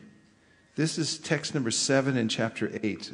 Krishna says, therefore, Arjuna, you should always think of me in the form of Krishna, and at the same time carry out your prescribed duty of fighting. With your activities dedicated to me and your mind and intelligence fixed on me, you will attain me without a doubt. Purport. This instruction to Arjuna is very important for all men engaged in material activities. The Lord does not say that one should give up his prescribed duties or engagements. One can continue them, and at the same time, everyone say, at the same time, think of Krishna by chanting Hare Krishna. This will free one from material contamination and engage the mind and intelligence in Krishna. By chanting Krishna's names, one will be transferred to the supreme planet, Krishna Loka, without a doubt. This is balance. So Krishna never advised Arjuna that give up your work. He said, at the same time, think of me. So you have prescribed duties, you have occupations, Krishna's message is, you do them, but at the same time, you have to remember me. And in the Shri Upanishad, Vidyam cha vidyam chayas tadvedo bayam saha avidyayam ratum tirtva vidyayam ratumashnute. Only one who can learn the process of nescience and that of transcendental knowledge side by side, same time, can transcend the influence of repeated birth and death and enjoy the full blessings of immortality. Bhumi. Microphone. Here it comes. There's also an example, and this is along the same lines. There's the example of the lotus flower. And the lotus flower is situated in the water, and often the water is mucky. But at the same time, he's never touched by the water. The lotus flower is never touched by the water. So is that kind of also a same time thing? It is. It's perfect analogy, and here it is. It's 5:10, and Krishna says, one who performs his duty without attachment, surrendering the results unto the Supreme Lord, is unaffected by sinful action, as the lotus leaf is untouched by water. And this means that he's surrendering the results of his work. And one thing to keep in mind is that we work, and then the results are up to Krishna. In other words, we do the best we can. And we shouldn't become attached to the results. This is something Krishna says throughout the Bhagavad Gita. And here he says you should surrender the results to Krishna and not be attached to them. And in that way, although you're doing work, although you're working in the world, you won't be affected by it. And the lotus, yes, it does grow out of the muck, but then it goes out through the water. But then the lotus leaf, what Krishna is saying here, it's not, although it's in the water, it's not touched by the water. Brahman yadaya karmani sangam tyakva krotiya lipitena sapapena padma patram ivambasa. He says, you're not touched by sin if you are not attached to the results of your work, if you surrender them to Krishna. In the same way, he says the lotus leaf is untouched by water, even though it's right in the water. And to understand that, you actually have to observe a lotus leaf minutely, because it's miraculous how the water beads up. And obviously, although it's on it, it doesn't touch it at all. Thank you, Srivas Pandit Prabhu. You're such a... Can you read the number? Asset. Yes. That's Canto 11, Chapter 20, text number 21. An expert horseman, desiring to tame a headstrong horse, first lets the horse have his way for a moment, and then, pulling the reins, gradually places the horse on the desired path. Similarly, the supreme yoga process is that by which one carefully observes the movements and desires of the mind and gradually brings them under full control. Purport: just as an expert rider intimately knows the propensities of an untamed horse and gradually brings the horse under control, an expert yogi allows the mind to reveal its materialistic propensities and then controls them through superior intelligence. A learned transcendentalist withholds and supplies sense objects so that the mind and senses remain fully controlled, just as the horseman sometimes pulls sharply on the reins and sometimes allows the horse to run freely. The rider never forgets his actual goal or destination and eventually places the horse on the right path. Similarly, a learned transcendentalist, even though sometimes allowing the senses to act, never forgets the goal of self-realization, nor does he allow the senses to engage in sinful activity. Excessive austerity or restrictions may result in great mental disturbance, just as pulling excessively on the reins of a horse may cause the horse to rear up against the rider. The path of self-realization depends upon clear intelligence, and the easiest way to acquire such expertise is to surrender to Lord Krishna. The Lord says in the Bhagavad Gita, Tesham satati yuktanam bhajatam priti purvakam tadami buddhi yogam tam yena mam upayanti te. One may not be a great scholar or spiritual intellect, but if one is sincerely engaged in loving service to the Lord without personal envy or personal motivation, the Lord will reveal from within the heart the methodology required to control the mind. expertly riding the waves of mental desire, a Krishna-conscious person does not fall from the saddle, and he eventually rides all the way back home, back to Godhead. How did you like that purport? It's useful, isn't it? To know that, you're observing the mind and watching what its propensities are, and you have to be expert like a horseman. And severe austerities and just yanking the mind back and saying, I'm going to fast all day. Of course, some days it may be beneficial to do that in targeted ways, like an Ekadashi.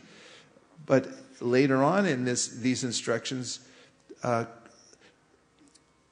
Lord Krishna points out that sometimes to control the tongue, actually it's not Lord Krishna, he's citing someone else who's mentioning how sometimes yogis perform severe austerities by fasting, and then later on the tongue becomes even more voracious.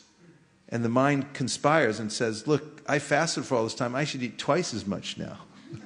And then you're thrown off track. So balance is something that requires finesse. It requires some observation and intelligence. And it's not just about renunciation or pulling this way or that way, but you have to pull appropriately and in that way learn to control the mind. And we also have to do our work and at the same time be Krishna conscious. And this is balance. You have to do two things at the same time. And one way to do that, the main thing is to keep the main thing the main thing.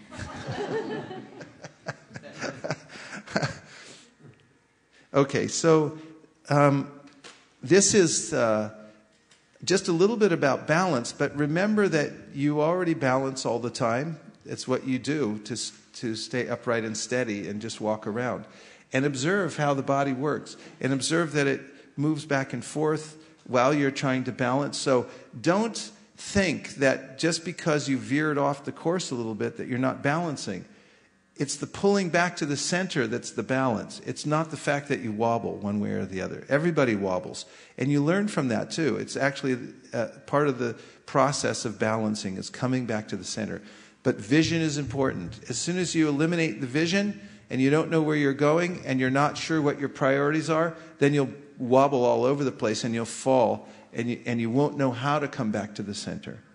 So those are 3 lessons in balance, and you can look at some of those tools and see if they help you. Okay? Now I want to mention something about goal setting right after Mukaravinda Prabhu makes an excellent point that seals the whole section on balance. I have some question. Okay. Like we hear from Chaitanya Chaitamrita that Mayar Mukta Jive Nahi Swata Krishna Gyan. Like a conditioned soul doesn't have the knowledge about Krishna on itself.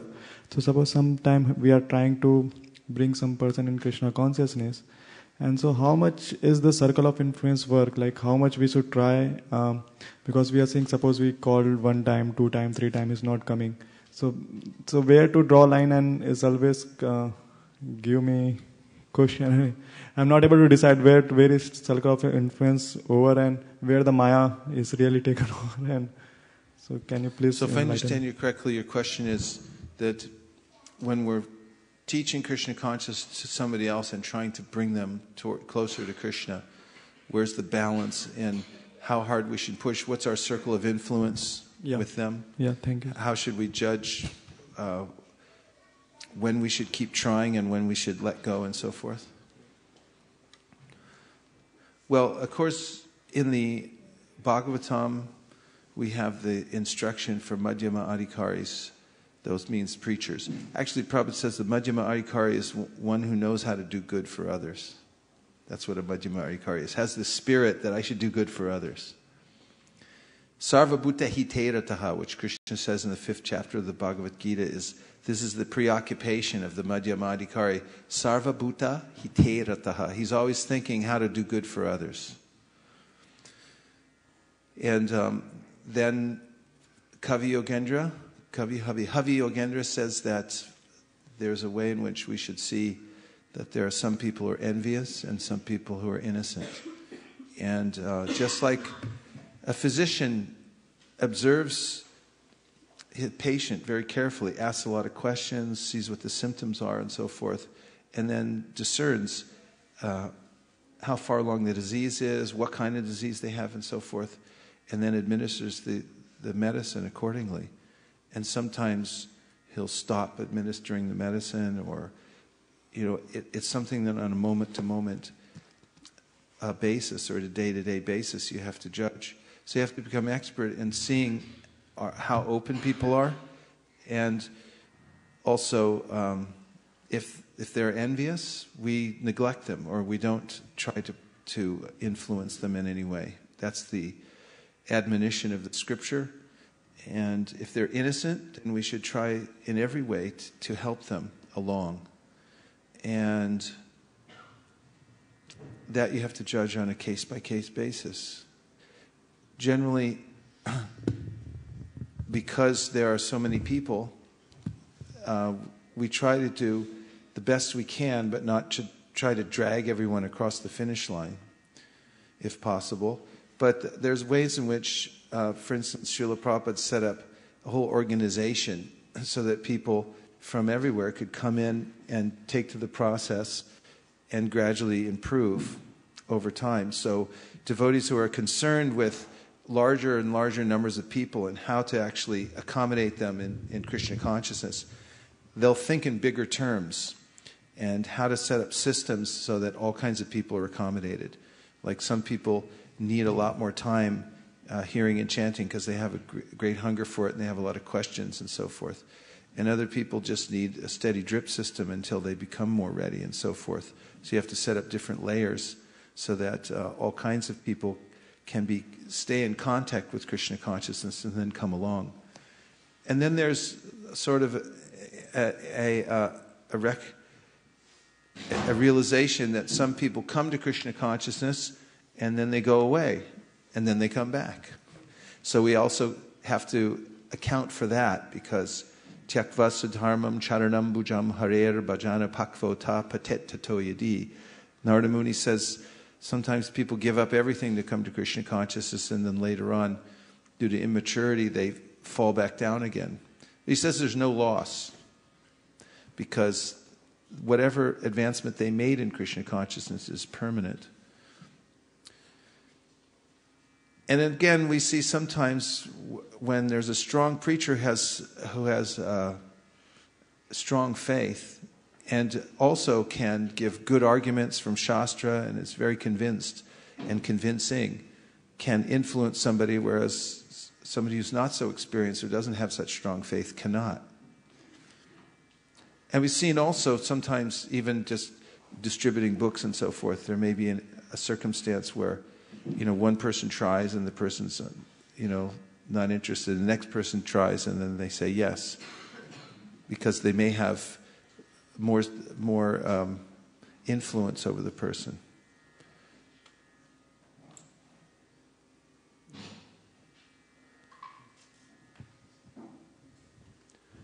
Thank you, Guru Maharaj. Yeah, I'll think about it more. So I want to talk a little bit about goal setting, because it goes along with balance. And also, boy, what time is it? Oh, I see, it's Wednesday. It's not Sunday, is it? On these holidays, I always think it must be Sunday or something. Oh, time's so limited. Is that Hari Guru?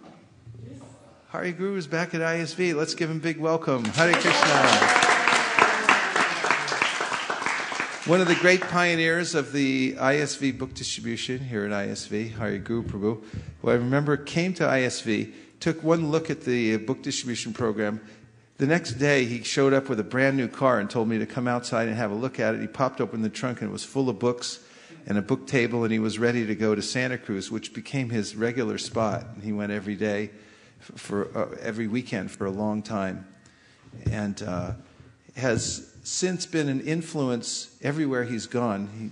He works with a large group of devotees and has regular classes online, sends out emails, is very influential, and was one of the great inspirers here at ISV near the beginning.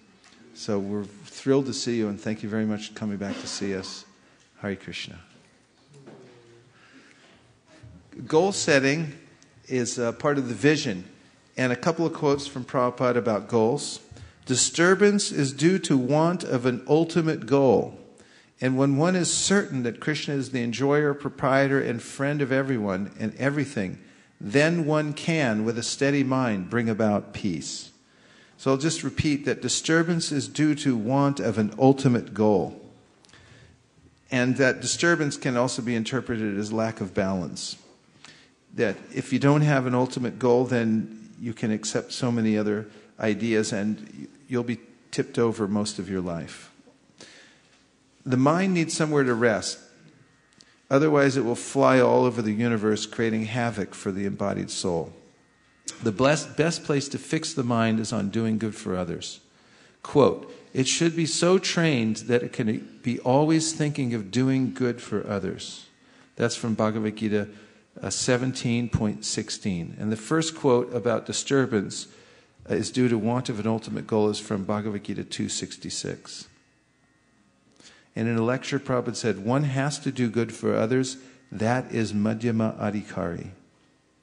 From a lecture, November 12th, 1972. I love that quote. It's such a nice sutra, and it defines the Madhyama Adhikari. One has to do good for others. This is Madhyama Adhikari. That's the mood of the preacher, is thinking how to do good for others. What a great life, just thinking how to do good for others, how to do the best for others. Then, Sankhya-purvaka-nama-gana Natabi, a song by Srinivasacharya in which he talks about the disciples of Sri Chaitanya Mahaprabhu. They were setting goals all the time for their devotional service. How many times they chanted every day, how they were reading and bowing down in scheduled measurement every day. Srila Prabhupada, how will the movement go on when I leave? Giriraj Maharaj, follow the principles, be sincere. Srila Prabhupada, no, by intelligence and organization. So there's a practical aspect to the organizing our lives, organizing the movement, and so forth. We can say, just be sincere and so forth, and that's true. But at the same time, we also have to have intelligence and organization.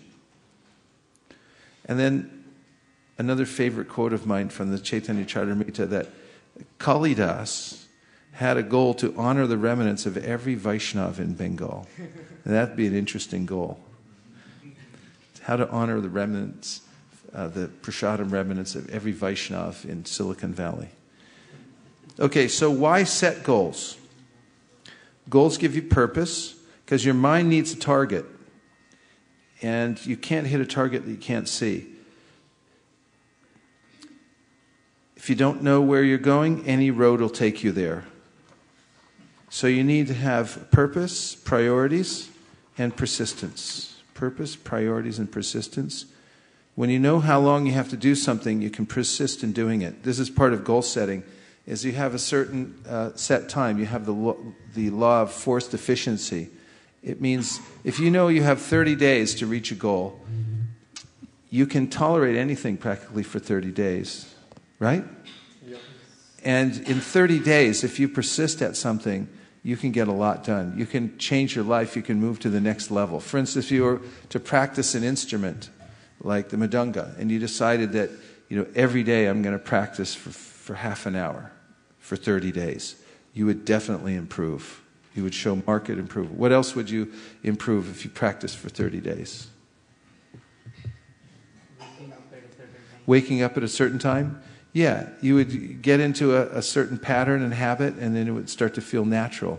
Waking up at a set time in the morning and not just getting up whenever you feel like it. What else you could practice? Reading. You get good at reading. Okay. So, some reasons that people don't set goals, they don't have good reasons. Number 2, they don't know how effective it is. Number 3, they don't know how. Number 4, they fear that they might fail. Number 5, they feel overwhelmed being too busy and disorganized.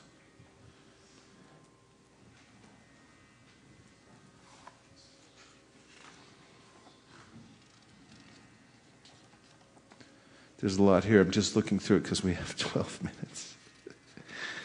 Okay. here's some goal-setting tips. I've given this one before, and I'll give it again now. Decide what you want and... Decide what you want and... Decide what you want and... Write it down. Decide what you want and write it down. This is very powerful goal-setting program, and you should do it between now and the first of the year. Take some time off. Take a day off. Take 2 days off if you can from your work and other obligations, because it takes a little time to decide what you want. You'll see what I mean when you sit down and you start thinking about what's coming up in the next year. Take some time. It's important. Sit with your spouse, sit with your temple president, sit with your, whoever, who's important in your life and who helps you to make decisions, and talk about what you really want. And then write down the things that are most important to you. And then we talk about SMART goals. This is an old formula, but it's very important, and that is goals should be specific, measurable, attainable, realistic, and timely.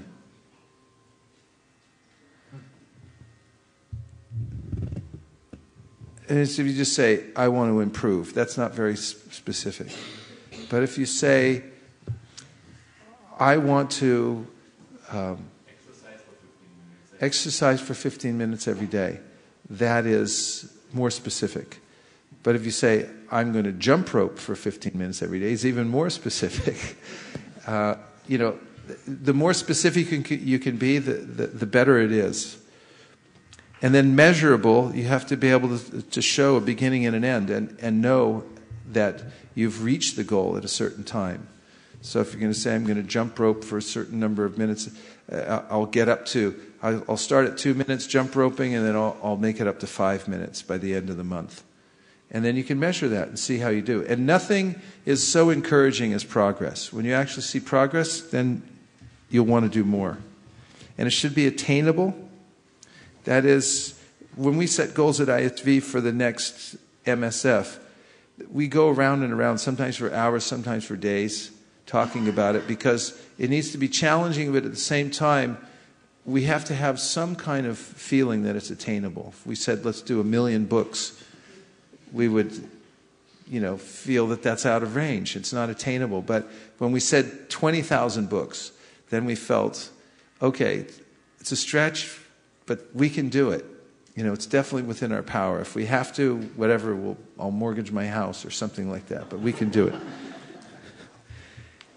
And realistic is very similar to attainable, but it makes an R in SMART. And timely means that you have to set a time when it's going to be achieved, when you're starting, when you're going to finish it. That makes a clear goal. It's like at meetings all the time. Sometimes people come together and they talk about a lot of ideas, and they don't make a timely goal and who's in charge and so forth. And they walk away and then come back for the next meeting and nothing happened. So this is a problem. So, for our personal goals and in goals when we're setting goals with our family and so forth, it's better to make them SMART goals and be very specific and timely. Also say, we're going to achieve this. We're going to read the Sri Bhaktisiddhanta Vaibhav by Bhaktivikas Swami Maharaj by such and such a date. We'll finish it, and then you can break it down. You say, we need to read 5 pages a day. And we'll do that every night at dinner time or something like that. And then you can, then you have a very SMART goal, something you can finish. And that's realistic, isn't it? And it's measurable. Next thing is to write your goals in present tense and make them positive. For instance, I read the entire Srimad Bhagavatam in the next 5 years. That's in the present tense, and it's very positive. In other words, if you say, what's that, Malini? I want to read the Srimad Bhagavatam. Or if you say, make a negative goal, like, I quit smoking or something like that, giving up something. Better to take the positive side. I eliminate, I only breathe fresh air into my lungs or something like that. And write it in the present tense. The idea is that the mind takes it that, The goal is already there. It's just a little bit of time and discipline separating yourself. Next is break large goals into smaller tasks. This is one of my favorites, and it works in all kinds of circumstances. Even if your goal is, today I'm going to clean the house. And then your mind says, I don't feel like cleaning the house. It strikes a chord. And then you say, but you have to clean the house. And so, okay, how am I going to done? Just do one thing at a time. Go pick up that receipt. It goes in the receipt box. It doesn't belong on the desk. So start with that. And next is there's a pair of socks under the chair. Those can go in the laundry, right? And then you move. What else would you do? You got to move to the next thing. Vumi. Yeah, I have a good one for cleaning the house. Okay. Yeah, because things pile up. And I go, I'll come in the kitchen and it's like bomb hit it. And I'll go, I don't want to deal with it. And then I just go, okay, I'm going to do 25 things. Just 25. And then, I put something in the cupboard, that's one. I put a dish away, that's two, like that, whatever. I like that. And I find that, when you got 75 things done when you just were saying, because 25 seems so doable. Yeah. And it makes them, and then you get momentum, right? Yeah. I've done that with weeding. Because in my garden, it seems sometimes it rains, and I think, how did thousands of weeds come up overnight? And then where do I start? And think, okay, just pull 100 weeds, and then I'm done. And then I also do it on Sankirtan. That I go, I can feel some resistance, and then I say, well, why is it that you're feeling some resistance? And I go, well, I don't want to hear people say no. And then I decide how many times I can hear no. Well, can you hear it 10 times? Can you hear it 20 times? And I decide, yeah, I can hear it 20 times. So I just write it down, every time I meet someone, I write it down, whether they said no or not. And then after, I've heard the 20th no, I say, oh, I can do 20 more. You know what I mean? Like that. Yeah, very nice. Powerful. Very good. Okay, so break down into smaller tasks. Example, ask how many pages a day must I read to finish the Srimad Bhagavatam in 1 year or 2 years? So looking at the Srimad Bhagavatam may seem overwhelming, but if you break it down into a smaller tasks, you can do that, and it works with everything. 5, create accountability by sharing your goals with others you trust, that you trust. And you can reveal to them, here's what I'm working on. And then, they can kind of watch out for you and see how you're doing with your goals. Number 6, make your list of goals visible and review it often. Very powerful. So, say this year you make a list of 10 things that you want to achieve. Put it on a piece of paper and put it up where you can see it every day, or make it a point to read it on a regular basis. In fact, some people have recommended to rewrite it at least once a week. Or if you really want to get, rewrite it every day, take some time to rewrite what your goals are. Because what happens is you forget your mission, you forget your goals over time, and you start drifting off into all kinds of other things, and then you'll find yourself in a whirlpool of habits that you weren't expecting. So to keep your mind focused on the goal, you have to rewrite it, or at least make it visible so you read it every day. But even better to rewrite your goals, because then they'll become pinpoint. So we have about 3 minutes left, so we can either go on with this or stop now and get set up for the Artik. We'll vote. Number 1, keep going. Number 2, Artik. Keep going. Okay, and vote for Artik. 1, 2, 3, 4, 5, 6, 7. Oh no, I'm voting for keep going. Okay. Number 1, we keep going and finish the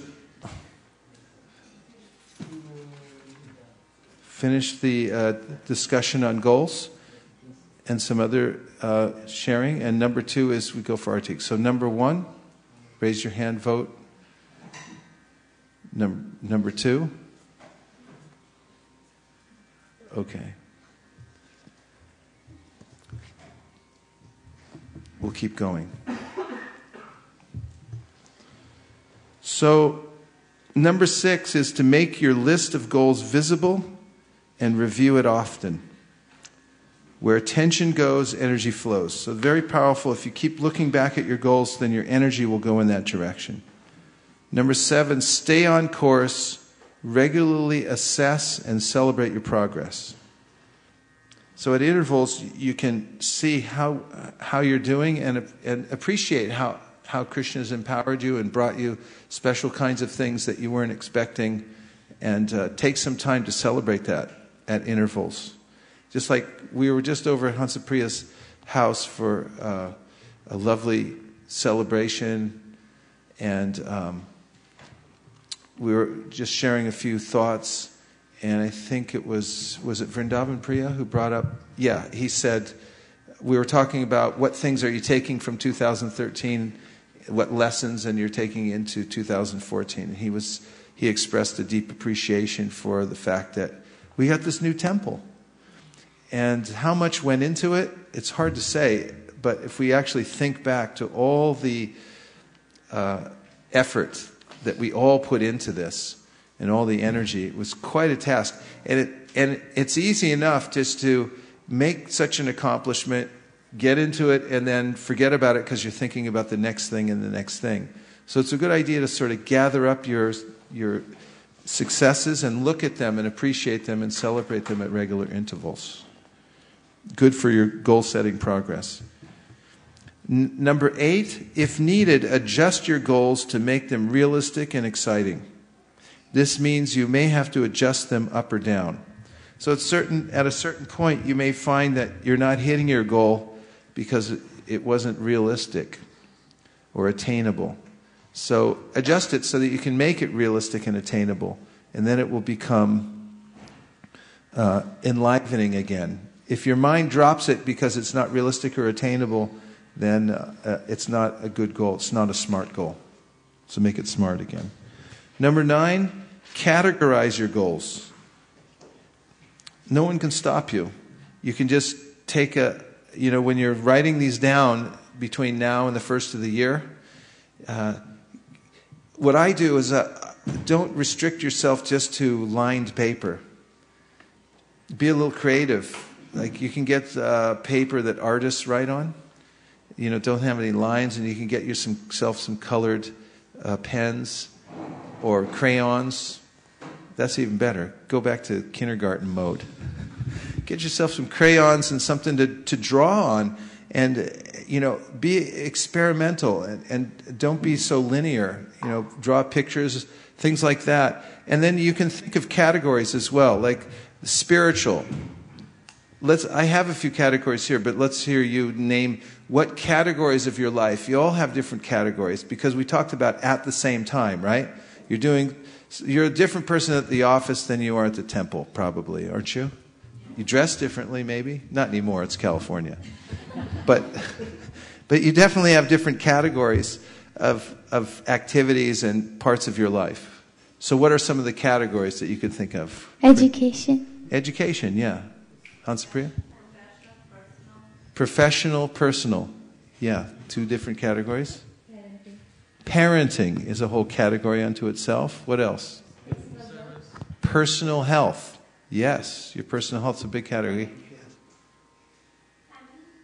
Family, yes. Is it Lakshmi back there? Mahalakshmi, yes. What is it? Homework and grades, yes. And who was in the front? Mayapur. Financial. That takes a lot of focus. It's a category unto itself, isn't it? Yeah. Sadhana. That's it's a category you could look at. That's why you need a little time to do this. You need to take a few days, because once you get into these categories, you see each one has a life of its own. You could have, get one of those notebooks that has several sections, and you can dedicate a section to each one of these and go through the goals in each section. For instance, let's say sadhana. Let's do that one first.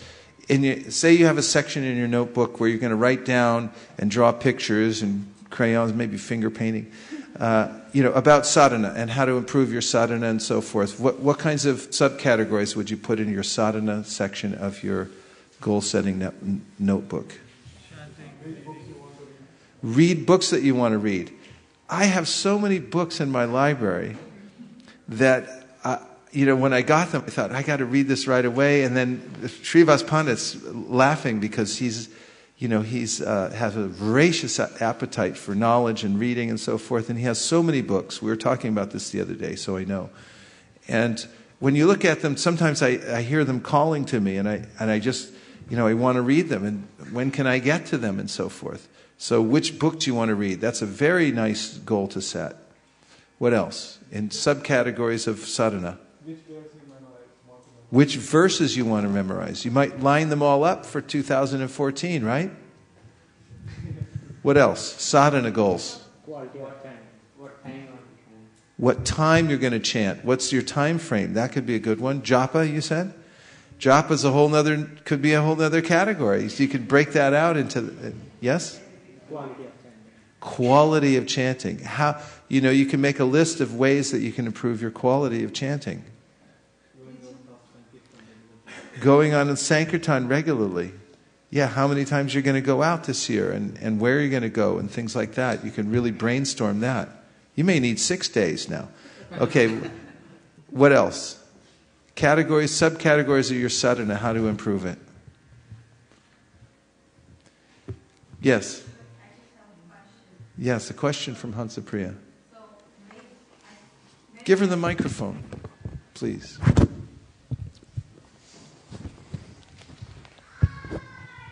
I struggle that, and I feel torn sometimes because, like what we were reading earlier, that the clear intelligence and expertise are required. So when we're writing the subcategories and then professional and personal and financial, all the goals, it's like by the end of the goal writings, I'm like completely thrown off and all over. So I'm just like, okay, I'm just going to focus on my sadhana, so everything else will just follow. Is that a proper thinking? Well, it's best adjusted if you're going to do it at the same time. If you're going to go off into the Himalayas and just do, if you're going to move to Mayapur and just sit down and do sadhana, you have to do it at the same time because you're maintaining a house and doing other things, right? So you could consider that your sadhana is fundamental to every other part of your life. It's the foundation. It's foundational in which you build everything else. You should take time to look at the other categories as well. And for instance, health. That's a different category. I think Gandharvika brought that up. A category of how to take better care of yourself. It's important. Prabhupada did it and he integrated it into his life every day. He was religious about a walk he went on, and he walked fast, and he was walking for health. He was sedentary most of the day because he was writing. And the doctor told him, your heart needs this. Your circulatory system needs this. So Prabhupada said, okay, it's practical. It's for health. Body's a robot. You got to take care of it. So, you need that. So you have to factor that in also. Your life has to be balanced. And if you just say, I'll do my sadhana and everything else will just fall into place, it may fall on you instead of falling into place because you didn't, take time to attend to it. But you can consider Shraddha Shabde Vishwas Kohe Surida Nishchoy Krishna Bhakti Koile Sarva Karma Krita Hoy. That the more you focus on, doing service for Krishna, and the more everything is meant for that, whatever else you're doing, complements that everything else is done by that. But it doesn't mean that you can neglect other things and still be progressive. Yes? So I just want to add more to what Hansapriya Mataji was saying. Particularly as a woman, it becomes overwhelming because you have your career goals, you have your kids. What's it? It becomes more overwhelming. What is it? The goals that you set, because it becomes more anxious that suppose if you want to move a level above in your career or you have some financial goals to attain. So So how do we balance? Because sometimes we Don't do set achieve such your high goal. goals then. Set goals that are realistic and attainable. If you set goals that are overwhelming to you and then they're throwing you out of balance, then reform your goals so that they're not so demanding, and so that you do have time for your sadhana and so forth. That's the first thing, and then everything else is built on that foundation. Fact is, your life is going to go on, whether you like it or not. And so you have to plan for it and learn how to organize parts of your life so that you can serve better and so forth. You can be a better service to others if you're organized. And you notice that if you serve with people who are not organized, they can't get that much done because they're looking for the keys. They're not taking care of their health, so they have to take time off, and you can't be as valuable if you don't take care of the other things in your life. And if you don't take care of your finances, you won't have anything to contribute. Grihastas should contribute. That's what they do. They're meant to contribute to the other ashrams and say, here, you're not working, we'll help you out. So if you don't take care of your money and you just squander it or and you say it doesn't matter, then what are you going to do? You won't have anything left to donate because you didn't take care of it, right? So if you're overwhelmed by if you're setting goals that are putting you in deep anxiety because it looks like you can't attain them or they're too hard or they're pushing other things out of proportion, then reform them and start on the easy side and then work your way up. Start small and then increase later. That goes to partly, if needed, adjust your goals to make them realistic and exciting. This means you may have to adjust them up or down. And then we're categorizing. So there's spiritual goals we talked about, and then family, professional, health, fitness, etc. Like health goals. Anybody here have any goals to take care of themselves physically? Yes, Adi Guru Prabhu, what's your goal? What do you do? Reducing weight. Yeah. How are you going to do that? So change my diet and also regular exercise. Okay, and then you have to get specific with that. I mean, do a little research and find out how to change your diet so you don't hurt yourself or something like that. So you do it realistically, and then decide what kind of exercise you're going to do. And sometimes with exercise, health clubs, every health club in the Bay Area will tell you that the biggest increase in membership happens when? During the summer? During the summertime? When? January 1st. And when's the biggest drop-off? January 2nd. It's generally around the beginning of February and March. There's a spike, and then it starts going down like this down through the year, because people have the best intentions and they join and they think, I'll lose weight, I'll do all these things, and then gradually, they get distracted and they go other ways. So you have to build in, for instance, with your health, you have to decide certain things that you can do regularly. Like Dr. Andrew Weil, who writes these books, he's a allopathically trained doctor, but he also advocates alternative medicine for acute things like if you break your arm or something like that. He said, go to a doctor, have it fixed. But if you have chronic kinds of ailments, then look into, don't just mask the symptoms by throwing, weird drugs at it, because you'll end up sick later on in your life. But find out ways through Ayurveda, through, herbology and things like that, or changing your diet, that you can actually become more healthy. And in one of his books talking about health, he recommends walking. And of course, Prabhupada set an example by walking every day, and everyone should walk. Most people sit around all day. They sit behind a computer screen and just, concentrate. And one of the worst things you can do for your health is sit.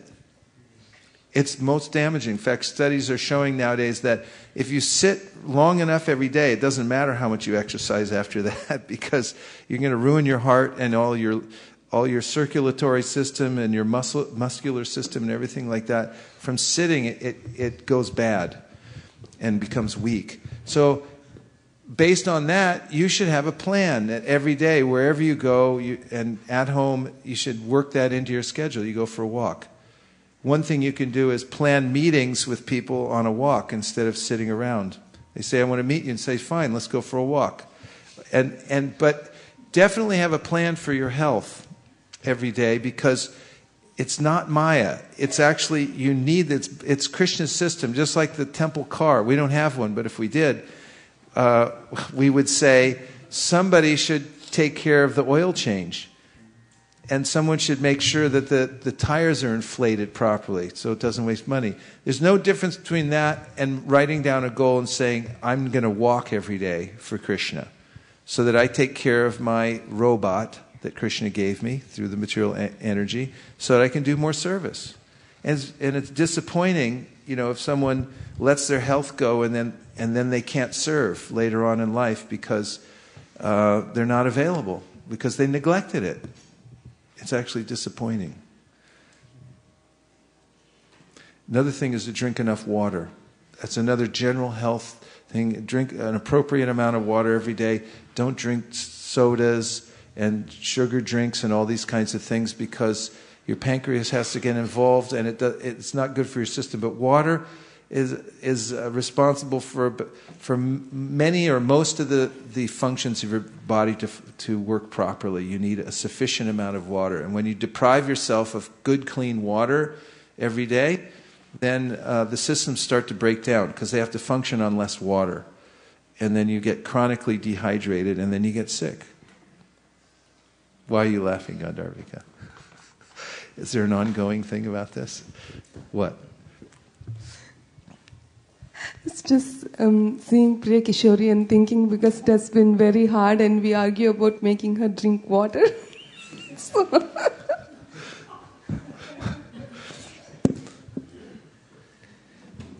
Yeah, generally, I like Ayurveda. There's when you wake up in the morning, one of the first things to do is drink enough water. Purifies your system. It cleans out all the organs and things. These are specific things, but you can make slight adjustments in your habits for health and make a big difference.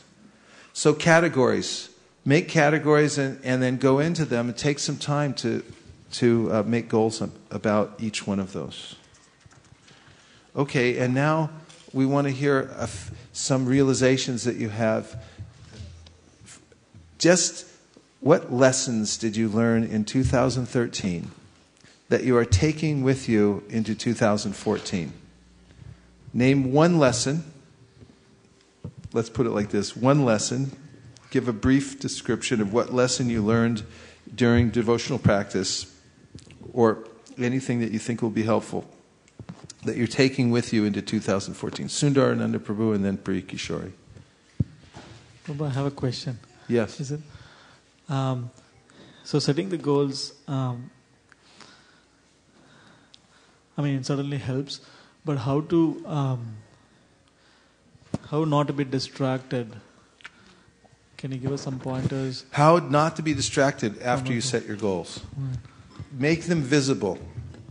One thing is, if you make your goals visible and you read them every day, or at least once a week, and you post them where you can see them, or you rewrite them, which is the most powerful thing that you can do. Take the time to rewrite your goals. You'll just try this experiment. Rewrite your goals on a regular basis, because you'll become so energized with them. Because where attention goes, energy flows. And the problem is with becoming distracted is you become disattracted from your goals because you're not paying attention to them. And once you see what the benefit is behind them and they're specific, the mind will catch on to them and you'll go for it. But after some time of not looking at them, you'll get attracted to other lesser goals. Actually, I just wrote about this today because there's a quote that I like about how we don't make a lot of our goals because we get attracted to lesser goals. We're always going for some goal, but we can determine which ones we want to go through by making them very visible and keeping them in the fore. Keep them in front of you and look at them. Revisit it regularly. Put it on the dashboard of your car, or put it on your mirror, or somewhere on your desk or something like that. And then also sometimes that's not good enough because it becomes visual noise after a while and you just don't pay attention to it. So then you have to like rewrite it or sit down and go through it again with somebody and say, how are these working? And they'll say, oh, these are great goals. How are you doing with them? But attention is the main thing. Okay? Lessons from 2013 that you're taking with you into 2014. Priya Kishori. One of the lessons I learned in 2013 was don't procrastinate and set off the biggest assignments or anything till the last minute. So that's the one important thing I learned. And one more thing was I was hearing some motivational speaker, and he was saying that humans, out of all the animals and species in the animal kingdom or anything, they're the ones who don't attempt to their fullest ability. So set goals that go to your fullest ability. So that's one thing. Nice. For what they make of you to achieve the goal. They're very nice. No procrastination in 2014 then, eh? That's a good thing to work on. Mayapur? Lessons from 2013 that you're taking into 2014. Sometimes I was seeing, especially with respect to book distribution, we had a convention in Vegas and we did not have any entry. So a couple of devotees from Vegas and Oregon, they said that, let's go and just try. We'll try to contact hoteliers outside or something. So we were not too sure. But eventually we decided, what's the harm in just going out for book distribution? Let's try. And within 3 days, they got orders for 7,000 books. So one thing, as far as book distribution is concerned, just go out and do it. I mean, of course, not every time you're going to make it such huge, but, if you go out, positive intention, sometimes just that going out is the toughest part, but then things do follow. Yeah. Try. Really good lesson. Good. Let's keep them going. Who else? Kameshwari? Oh, okay. To focus more on circle of influence rather than circle of concern. Focus more on the circle of influence than the circle of concern. Yes. Very nice. Okay, SKB? Planning ahead, like last year Gita Jayanti, or this year. Every year we think we have to plan ahead, but myself and Vishaka Mataji and Malini Mataji set for next year, we have to plan at least in September. Nice. So planning ahead for big events and preaching events. I have been having this thought for a long time, but especially last year, the realization that I had was any activity, there were many opportunities for me to sufficiently engage in Krishna consciousness, which I didn't. So my realization is that it's like engage yourself. Like any activity which is not taking you closer to Krishna will only make you, feel frustrated. On the other hand, any activity that you do that takes you closer to Krishna is what will give you the most inner fulfillment. And the hashtag that I want to take into 2014 is take more Krishna and give more Krishna. Take more Krishna, give more Krishna. And on a community level, we want to do it by giving more Krishna through Vedic Academy to all the children in Bay Area. Thank you very much. Thank you. Okay, who's next? Looks like we're going systematically through. So let's go quick, because we got a lot of devotees. We'd like to hear from everyone who has some lesson to. the main lesson that I learned is how the association keeps you focused, even if you drift away. So it's really inspiring to have association of devotees who are at same level you are, but doing much more than what you do, because that gave me lots of confidence. And when I become more frustrated, I just compare myself to them, then see how they do it, and it provides some confidence to grow more and deeper into Krishna consciousness. And I want to strengthen that in 2014. Nice. Prabhuji, by regularly hearing Srimad Bhagavatam from the senior devotees. Hearing Srimad Bhagavatam, yes. You said that this is a lesson, a realization from 2013, yes. That you relished it, or? Yes, Prabhuji, I have relished it, as well as the Shravanadi Jala quotes for what we get through the emails. They have really helped me. Oh, good. Yeah. Thank you. Good to know. Lessons from 2013 that you're taking into 2014. Be proactive, act, or be acted upon. Be proactive, act, or be acted upon. Okay, that's good. Good to keep in mind. Keep the association of the devotees. Keep association with devotees. Nice. Okay. I think morning is the best time for chanting. Nice. Later on, you give some. Good lesson. One of the main lessons I have is just be more disciplined to carry on my professional work as well as the sadhana. Be more disciplined in sadhana and professional work. Thank you.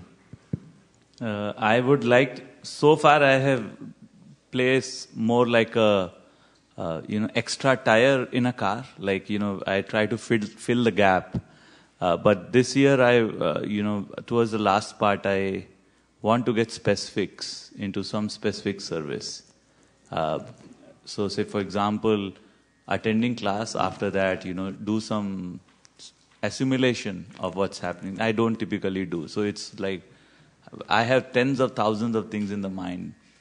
And, even when I visualize, sometimes I'm not even completing sentences and going into the next one. So I would like to take a pause because contribution to others will increase more if it's getting into a more structured and assimilated form. So that's one thing which I'm going for next year. Nice.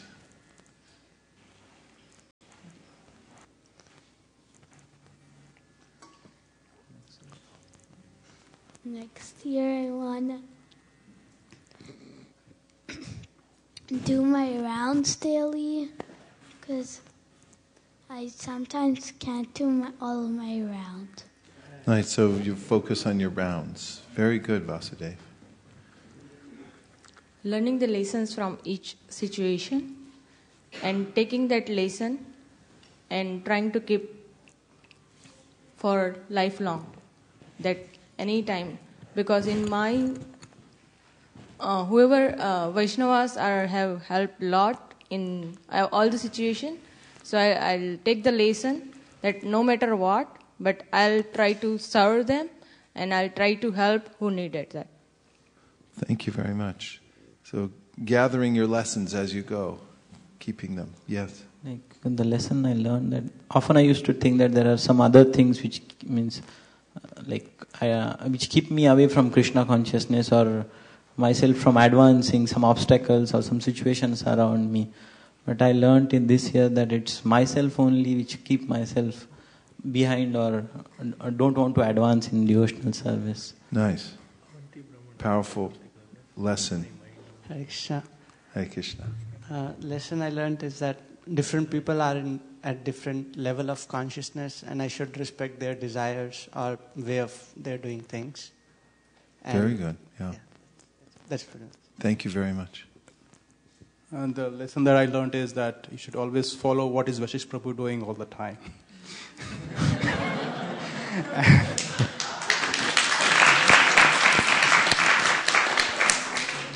I better really tighten up my...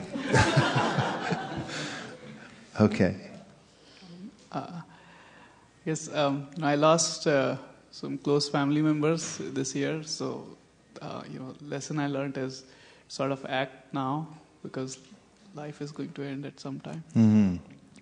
Very profound, yeah. I think the lesson I learned is I need to get better at prioritizing my task, and sometimes, as we were talking, some of the things which I consider them to be important are probably not, so I need to focus on what is important really and eliminate things which can go away. Nice. Thank you. This year, there's so many lessons, but one thing that I want to carry on towards 2014 is the prayer, is the instruction that Brahma gave to Prithu Maharaj. Many times things go out of your control, like it's sometimes providential, sometimes it's out of your influence. But to remember to tolerate, that is one thing that I practiced a little bit this year, but not to the extent that I wanted to. So I just want to be more tolerant and then continue to be more next year. Beautiful. Thank you. Turn that down. Prabhuji, this year I want to focus on circle of influence versus circle of concern and be able to distinguish them and take that to the next year in a more certain and profound way. So that's my goal. Thank you. To read Prabhupada books regularly, at least half an hour a day, start with Bhagavad Gita. Thank you. Third Very chapter. good.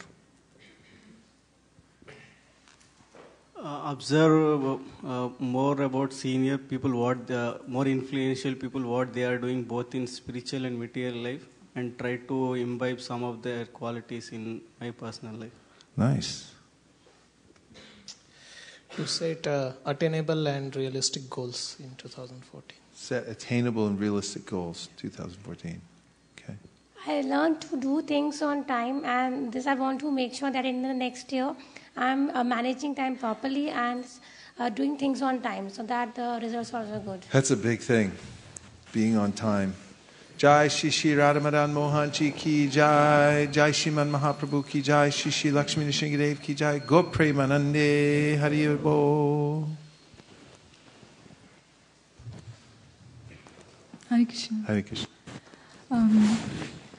Throughout the year, I did some few services, but as the year is coming to close, I realized in so many different ways that whatever few services I did, actually I wasn't actually good at them, but somehow or other, probably I never scrutinized it and never looked at it that, am I doing it proper? I mean, at a good consciousness with a good proper intention. But now, as the year is ending, I know and I feel very bad about it actually that that consciousness is very important. And as I was telling this thing to Sri Gopal Prabhu, and he was telling that he told me about Srila Prabhupada's one quote. Somebody asked Srila Prabhupada that, why are you chanting? And Prabhupada said that we are chanting so that we can continue chanting. So Prabhuji was saying that as at least you continued the services, even though it was not, if you feel it was not, very perfectly done, but you continued. And I feel that I think that was very important what he said. And at the same time, I also desire to improve in whatever I do. So I realize that it is important that we continue whatever little bit I am doing. Also, same thing I also mentioned to Nirikala Mataji, and she mentioned that she also mentioned the same thing that you continuing services, that is very important. And this is what I would like to keep in mind as I enter 2014, and at the same time try to improve the intention of the service, what I am doing, and the quality. Thank you very much. Hare Krishna, Prabhuji. Just wanted to tell whatever Malini Mataji said was in my heart, and she just spoke out. And actually, in today's class only I got realization, Prabhuji, that I set some goals for 2013, but it didn't went well, and I was just talking to my mother just before coming to the class, and we was just contemplating what happened in 2013. And I got a realization that I was setting goals. I was thinking, I was planning in the circle of concern, but outside of circle of influence. So I just got realization of, because I didn't have that, I was not planning in the circle of influence. So everything went into outside the circle I was planning. So that's why it didn't get well, and I couldn't do much. So, of course, I'm thinking that this is a very nice lesson for 2014, that I should plan in circle of influence and make such goals in circle of influence, so that, at the end of 2014, at least I will think, okay, I have planned properly. Thank you, Prabhuji, for your wonderful class. Nice. The lesson last year I learned is that for the mental satisfaction, or for the every satisfaction, we have to be included, or we have to focus on the Krishna consciousness, and for that we have to be in the association of the devotees. Nice. Thank you. Hare Krishna, Prabhuji. So 2 lessons I'll like to take it from 2013 to 2014. One is to be in present, because most of the time things which are not falling into place are probably things which have happened in the past, or the worries about the future. But most often than not, they will actually disappear. So rather than worry about them, just live in the present and concentrate. And the second lesson which I would like to take is like haste makes waste.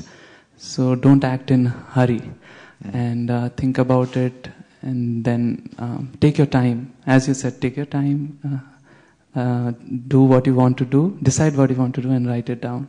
So these 2 lessons I'll take. Very nice. The other night when I was in Toronto, I was talking about, planning and taking your time to surrender and everything, like do your duties properly. Shubha Vilas Prabhu had a lot of association with Prabhupada, was saying that he said, but Prabhupada once told him, but don't take too long to surrender. That's what he was talking about specifically. Don't take too long, because anything can happen. Someone brought that up about relatives passing away and seeing how little time there is. Nice points, Harivamsha Prabhu. Yes. Hare Krishna Prabhu. So the one thing I learned over the past weekend was, if you don't prioritize your sadhana or chanting, right, no matter what you do, things won't get done. The reason is, like on Sunday, right, I started off in a very lazy mood, and I just finished 1 round, but then I had a family emergency and I had to rush to the hospital. So almost like 6:30 or 7, the day just blew by. But then I got some window later, and I realized that I had to rush through my rounds. So if you don't prioritize your stuff, right, things won't get done. That's one thing. Nice point. Yes. Thank you. Hare Krishna Prabhu. Hare Krishna. So, few things I would like to take. One is, in whatever situations you are, always take the shelter of holy name. I heard this from His Holiness Hanmat Prakshat Maharaj, and I try to think about this quote from Maharaj, and I would like to continue that. The other thing I meditated on this is the 3 points that you mentioned is serious, strict, and sincere about the sadhana. I meditated on that, but was not able to follow it. But I would like to take it up in 2014. And on the health side, I usually go for 30-minute walk every weekday. but somehow in off days or vacation time, I don't tend to follow it. So I would like to be, regulate you in all the days of the week. Thank you. Very nice. I didn't finish my thought about Dr. Andrew Weil, and that was what he said about walking. And that is, it doesn't require any paraphernalia. And also, you can do it into your old age, generally, unless you have some serious joint problems, like hip or something. But generally, most people can, and you can do it pretty much anywhere, regularly. So get in the habit of walking. Walk instead of driving. Also, go for stairs rather than escalators and elevators whenever you can. Whenever I'm traveling, whenever I can, I just take the stairs because I'm, sitting on airplanes doing this and that. And just walk and make a regulated time you can walk every day. And then come out to Govardhan for Kartik and walk around Govardhan every day too. Okay, who's next? Yes. Hare Krishna. Hare Krishna. So in 2013, the realization in retrospect I see is that chanting is very much related to the stability of life. And more specifically, chanting is like offering of our consciousness to the Lord. So just like when performing the yajna, like the ghee is offered to the fire. So similarly, the consciousness is the investment that we put when we chant. So the quality of consciousness, the intensity of consciousness we invest in chanting correlates to the stability in our life. And that also gives the inner strength to be present and to be conscious throughout the day instead of going mechanical. I want to, now that I know what's lacking, so I want to improve on that. Well done. Thank you very much. Hare Krishna Prabhu. This year I realized that if we take small and consistent steps over a period of time, then we achieve a huge progress and goals are very easily met. So that was one of my realization. I could achieve some of my goals. And because of these small things, I thought, I need to do big. But then I started doing some small steps and over a period of time I achieved them. So that was my realization, and I want to extend this same thing into the next year, into my sadhana, into my personal life, into my health, that small and consistent steps. Or, there is other things like we say, like page by page become a sage. So I could realize that. Thank you. Very encouraging. Thank you. I would like to do two things going forward 2014, and that is remembering Krishna while we're doing our regular work. Thank you very much. Hare Krishna. One lesson I would like to carry into 2014 is to prioritize. Like a few Matajis said before, like you have to prioritize in order to get things done, and also manage my time. Yeah. Thank you. Hare Krishna Prabhuji.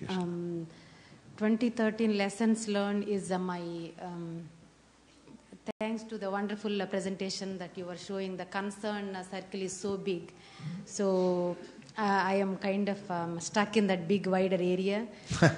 So sure. This year, 2014, I would like to narrow down as much as possible into the influence kind of thing. And I would like to continue the 2014, like keeping a more devotee association and putting that one in a consistent manner for me and my family, like especially kids. Thank you. Very nice. Thank you so much.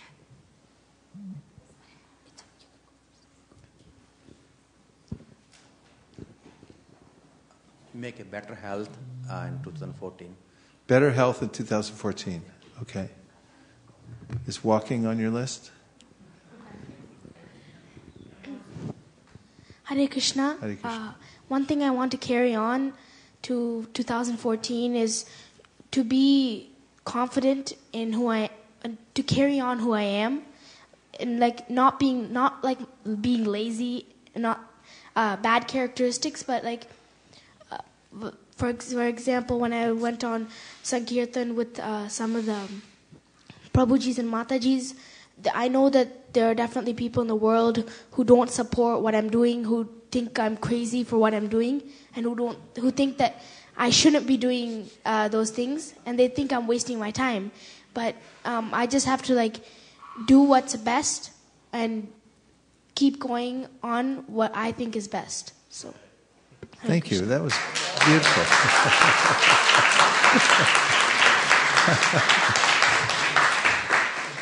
Hare Krishna. Hare Krishna. In 2013, I realized that I lost my focus and discipline in all spheres of my life. So I just want to regain that going into 2014. New beginnings. It's exciting, isn't it? Yeah. Now's the time to restart. Push the restart and, decide which way you want to go. Nice. Thank you for that. Hare Krishna. Hare Krishna. So we have a song in Hindi which says that, Krishna, you do everything and people think I am doing. So I like that song a lot. And so I keep thanking Krishna whenever people think that I did something, so that I is not coming out. So it keeps me humble. So I keep thanking Krishna and again whenever people appreciate my achievement or something like that. Very nice. Very practical. Thank you for that. Hare Krishna, Prabhu. Hare Krishna. I want to be, in 2013 to 2014, I realized that I should not be very much attached. And another thing I want to be more serious in devotional life. Thank you. Jai, Haribo. Beautiful. Thank you.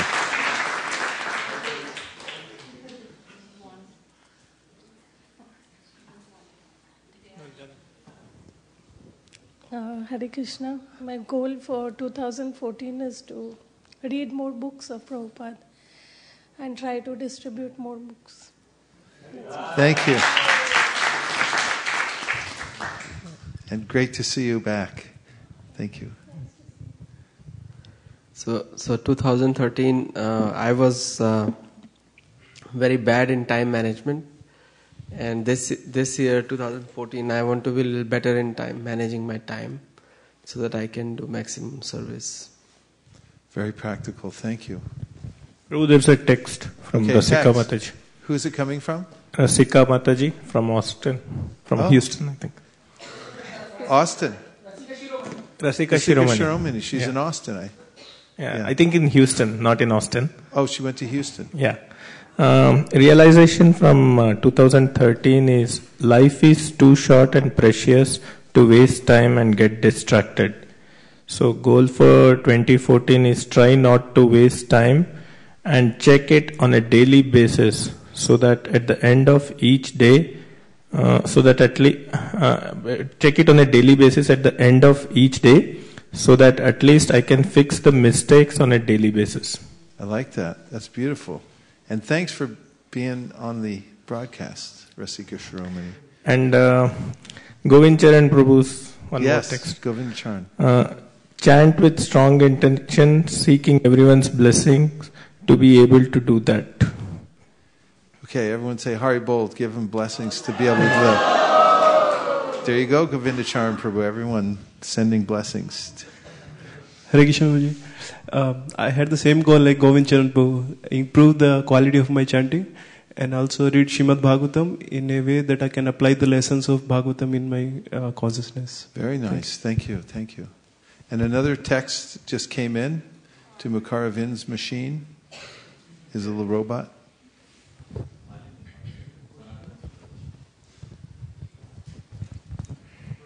One hour before is from Sudeep Prabhu, our own dear Sudeep Prabhu. How do we know it is providential? Like when we are discussing about providential, so how do we know it is providential? His question is. When you bang your head against the wall and there's nothing else you can do. And you ask everyone and no one can fix the problem. And they look at you like, good luck. And we have comment from Nikhil Prabhu from East Coast. He's saying... Oh, this is from Nikhil? Yeah. Jai Nikhil. So he's saying his realization from 2013. Every soul has its own journey. I'll start again. Every soul has its own journey, but at the same time do everything possible in my energy to help them. That is, try to be unattached while being attached. Very difficult, but I'm going to work on it Nice. And another realization is devotee association is very important. So yes. Devotee association is very important. Thank you, Nikhil. Beautiful. Sanatan Sundram. And Ramananda Saka. I'm trying my best to be in Krishna consciousness and supporting the devotees. I need more blessings to chant and do some services. And I also request you that once in a month or once in every 2 months, if you keep this kind of classes or lectures over and over, this way it would help us and keep pondering about this over and over. Okay. To succeed in our life. Practical kind of things? Yeah? Do you feel like that too? Yeah? Okay, good. Thank you. Hare Krishna. Yay! Another text, and then we have Ramananda Saka. This is from Shraddha Mataji. She's telling that to be more grateful, that is her first realization. And second is also stretch myself in my circle of influence. My problem is not that I go into the circle of concern, but that I do not stretch enough in my circle on influence. Touché. Nice, Shraddha Devi Dasi. Thank you. Ramananda Saka Prabhu. Do not lord over. Do not lord it over? Nice. Lessons from this year? One of the big ones was what a lot of devotees mentioned. I really like the circle of influence model, and as I revealed about the big challenge that came up, and it threw me. It actually spun me into some anxiety that I had to talk to God brothers about. But then, I felt the medicine of the verse. So managing that awareness of my circle of influence in relationship to the my circle of concern is a really important lesson. There are more. Anyway, I'll leave it at that for now. It's nice to think about that. Well, isn't it to gather together these things? Natalie, we didn't hear from you. Sorry, I have a cold, so I didn't think I should speak. But for me, this is a very emotional, overwhelming year. And difficult to talk about. I finally found what I've been looking for since I was 3. And I had never given up, but I never thought it would happen maybe in this lifetime, in this body. And even looking at my Vedic chart, I had professionals tell me that doubtful that I would find my spiritual master in this lifetime. But I never gave up. And I'm just overwhelmed with Krishna's mercy. I'm very grateful to the devotees in San Diego and here. Everybody's been very open, helpful, supportive. And I'm very grateful that you have this temple and that I had a Krishna intervention on my way to another temple. And and actually moved to the Bay Area to practice sadhana somewhere else. And before that, I spent 3 weeks between school break at the San Diego Temple and had some profound experiences there, and which led me to here. And all I can think of is it was Krishna's intervention. That you have goals. We're talking about goals tonight. You have your goals. I had them written down. I was very specific. Some things were in my chart that this was the thing to do. And yet Krishna, you can make your plans, you can have your goals, and you need to move forward and act on those. But be open. Have your heart open to other possibilities that are beyond your imagination. So thank you very much. And for next year, I'm looking forward to initiation.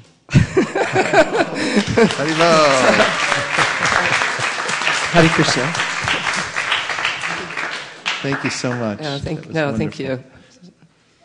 Bhumi, did we hear from you yet about lessons from 2013 you're taking in? Okay.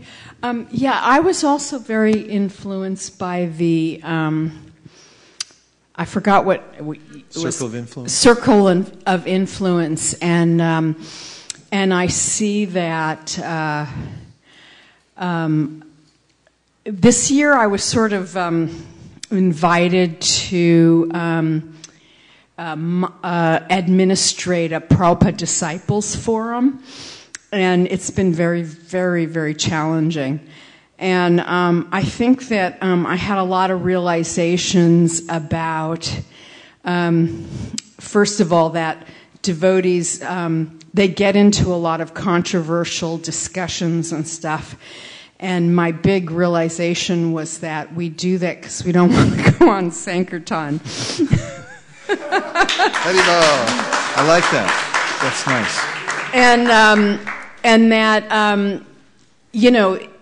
there's really no use in discussing these sorts of things. And I think that I think that's one of the reasons why Facebook is so popular, is because we're not engaged. And but we still want to get together with the devotees and associate and stuff. But because we're not doing proactive, positive things for Krishna, like going out and preaching, we sit there and complain, and this is wrong and that's wrong, and why can't they get it right, instead of what can I do and how can I cooperate. And I think that I see myself and I see other people getting into things that aren't in their sphere of influence. And I would like to stay focused on the things that I can change. There's actually, in the 12-step program, isn't there a prayer about... Yes. I can't remember exactly how it's worded, but to accept the things I cannot change the things I can, and have the wisdom to know the difference. That's it? Yeah. You got it. I missed a couple of things in there. But anyhow, I think that's really what I want to focus on, and I want to help other people focus on it. I don't do a very good job. I kind of agitate people when I start preaching, so I want to be able to present it more palatably and inspiringly rather than heavy, like that. Very nice. Thank you very much. Yes. More texts coming in, Prabhu, for Texts you. are coming in, yes. So this is from Gauranga Prasad Prabhu. He is from Orlando Temple, and he is a personal servant of His Holiness Bhakti Vikas Swami Maharaj, and he is watching the class, and he is thanking you for this wonderful class. And he says, I'll try to increase the Damodar month programs to reach out to more families here in Orlando, which we did this year, and every day in Aarti and cultivating a new family. That's pretty interesting, yeah. Very nice goal. Yeah. That's something when Sri Krishna Purushottam brought up about planning ahead. So he's already thinking forward to Damodar month and how to increase his service. And when you stake your claim on a certain month that's even a year away, and you're very serious about it, it actually changes the rest of your sadhana and the way you think about things. Every discipline and every goal changes all the other priorities in your life. And so it's never too soon to plan for these things. So, it's been an exciting day and exercise. This is a very important time of the year. It's a sandhya. It's a changeover from the dark time of the year, and now it's starting to get lighter because we just had the solstice.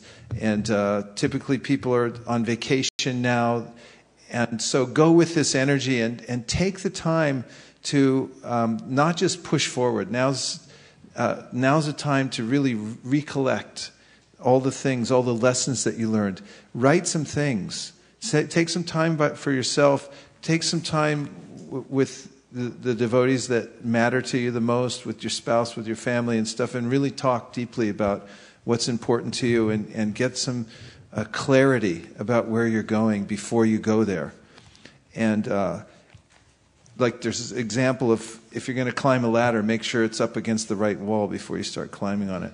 And things like that. Because we put a lot of energy and effort into life and all the things that we do, and we want to make sure that we're aiming in the right way.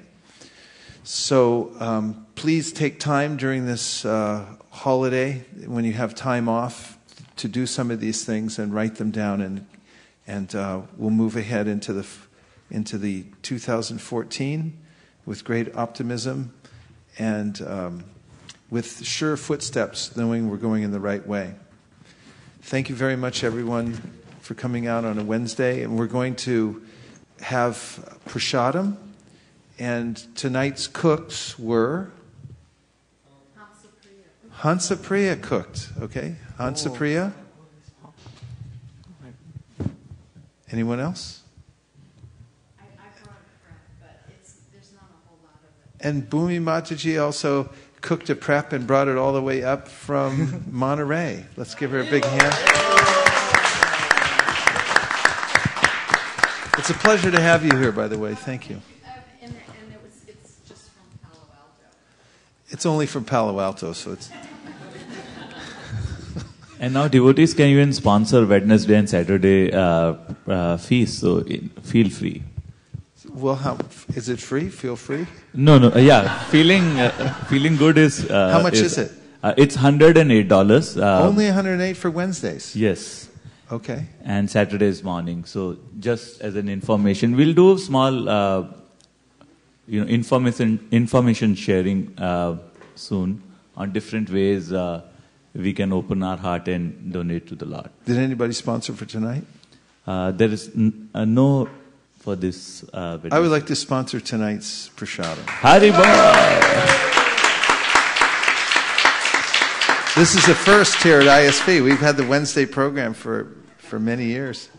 And now that Damodar Prabhu is helping, it's a good idea because it used to be 3 people at the Wednesday program.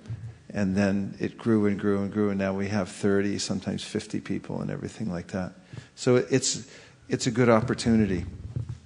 I'm going to take advantage as much as I can. Any other announcements?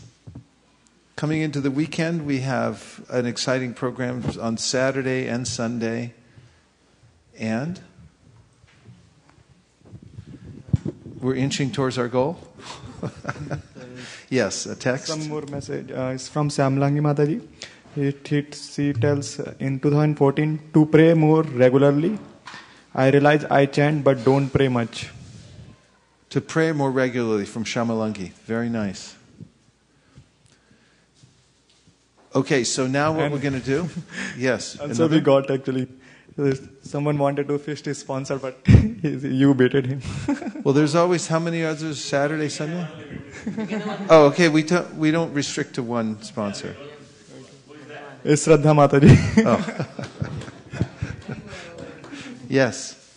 Prabhuji, we just want to make one announcement that all the devotees who have sponsored for the cases or Bhagavad Gitas or all the books throughout this year, if they want to have a goal of paying up before the next year, they can see Gandharvika Mataji and they can pay it off. And we have 2 stations here where they can pay off so that you can start fresh for 2014.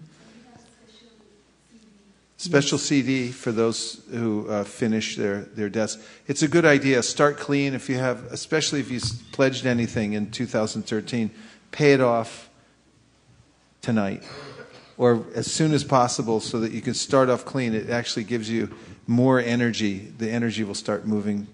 And also, we'll be able to send that to Prabhupada's BBT so they can print books and so forth. Yes?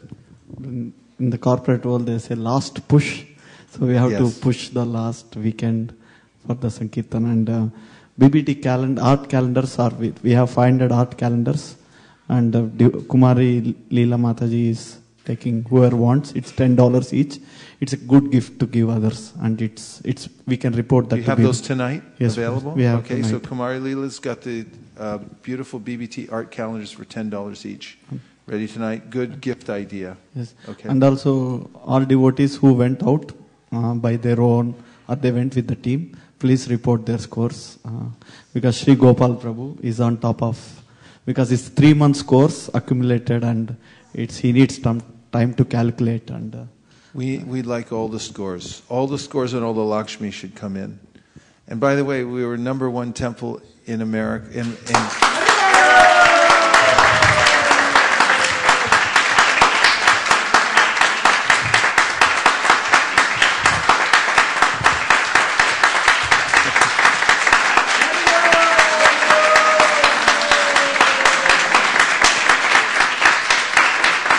I didn't finish. We were #1 temple in North America in November. And in October and November. Yeah, from October to November, which is a big month.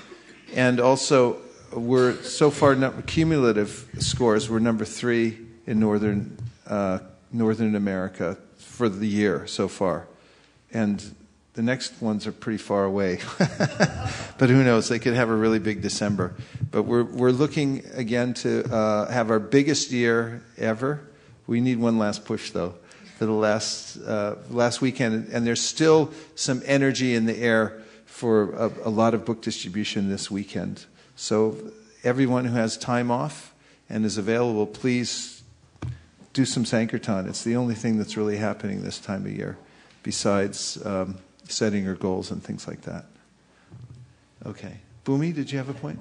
When do the scores have to be in by?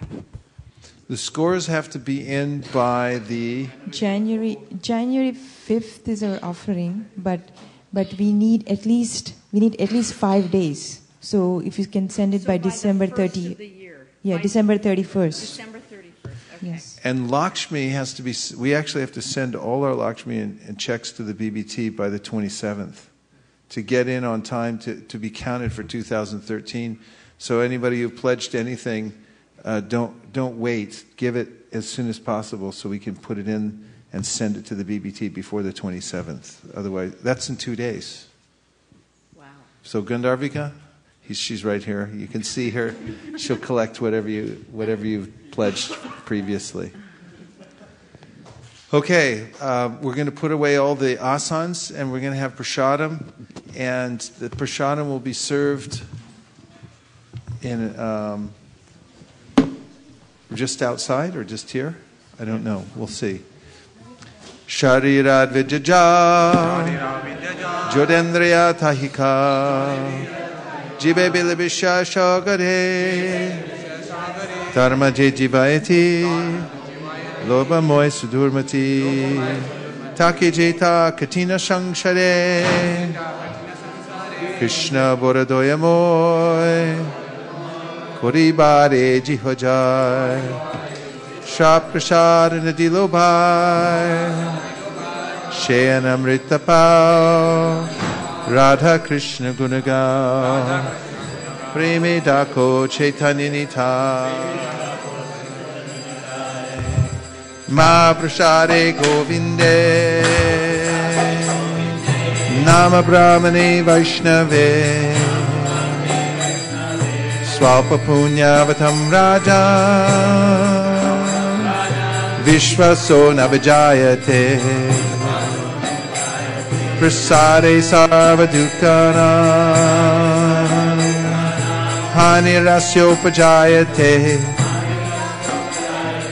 Prasana Chestasho Yashu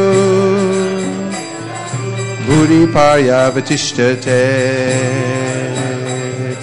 Hare Krishna, Krishna Krishna, Hare Hare, Hare Ram, Ram Ram, Hare Hare.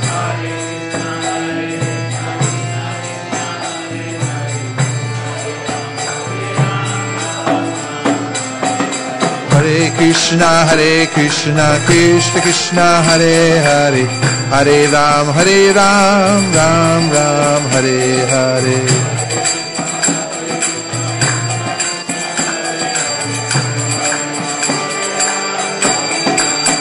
Hare Krishna, Krishna Krishna, Hare Hare, Hare Rama, Rama Rama, Hare Hare.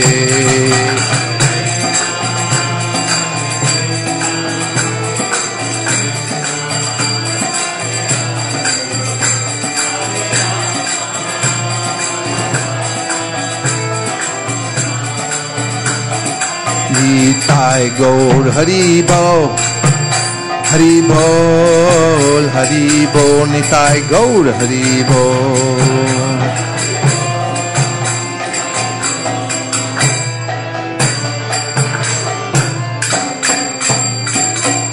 Go Premanande, Shri Harinam Sankirtan Ki, Shri Harinam Mantra Ki, Shri Harinam Prabhu Ki. Go Premanande, Nitai Gaura Hari Bol, Hari Bol, Hari Bol, Nitai Gaura Hari Bol.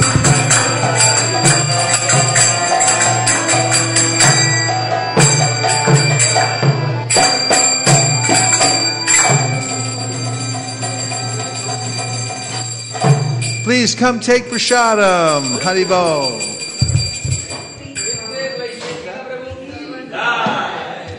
We have an opportunity for 3 servers to serve out prasadam. And 3 cleaners. We'll take 3 servers and 3 cleaners. Who would like to serve prasadam? 1, 2 more. We'll take 2 more. 2, Sanatan Sundaram Prabhu. 3. And then we need 3 cleaners. 1, 2, 3. Thank you. Wonderful devotees here. 1, 2, 3. Okay.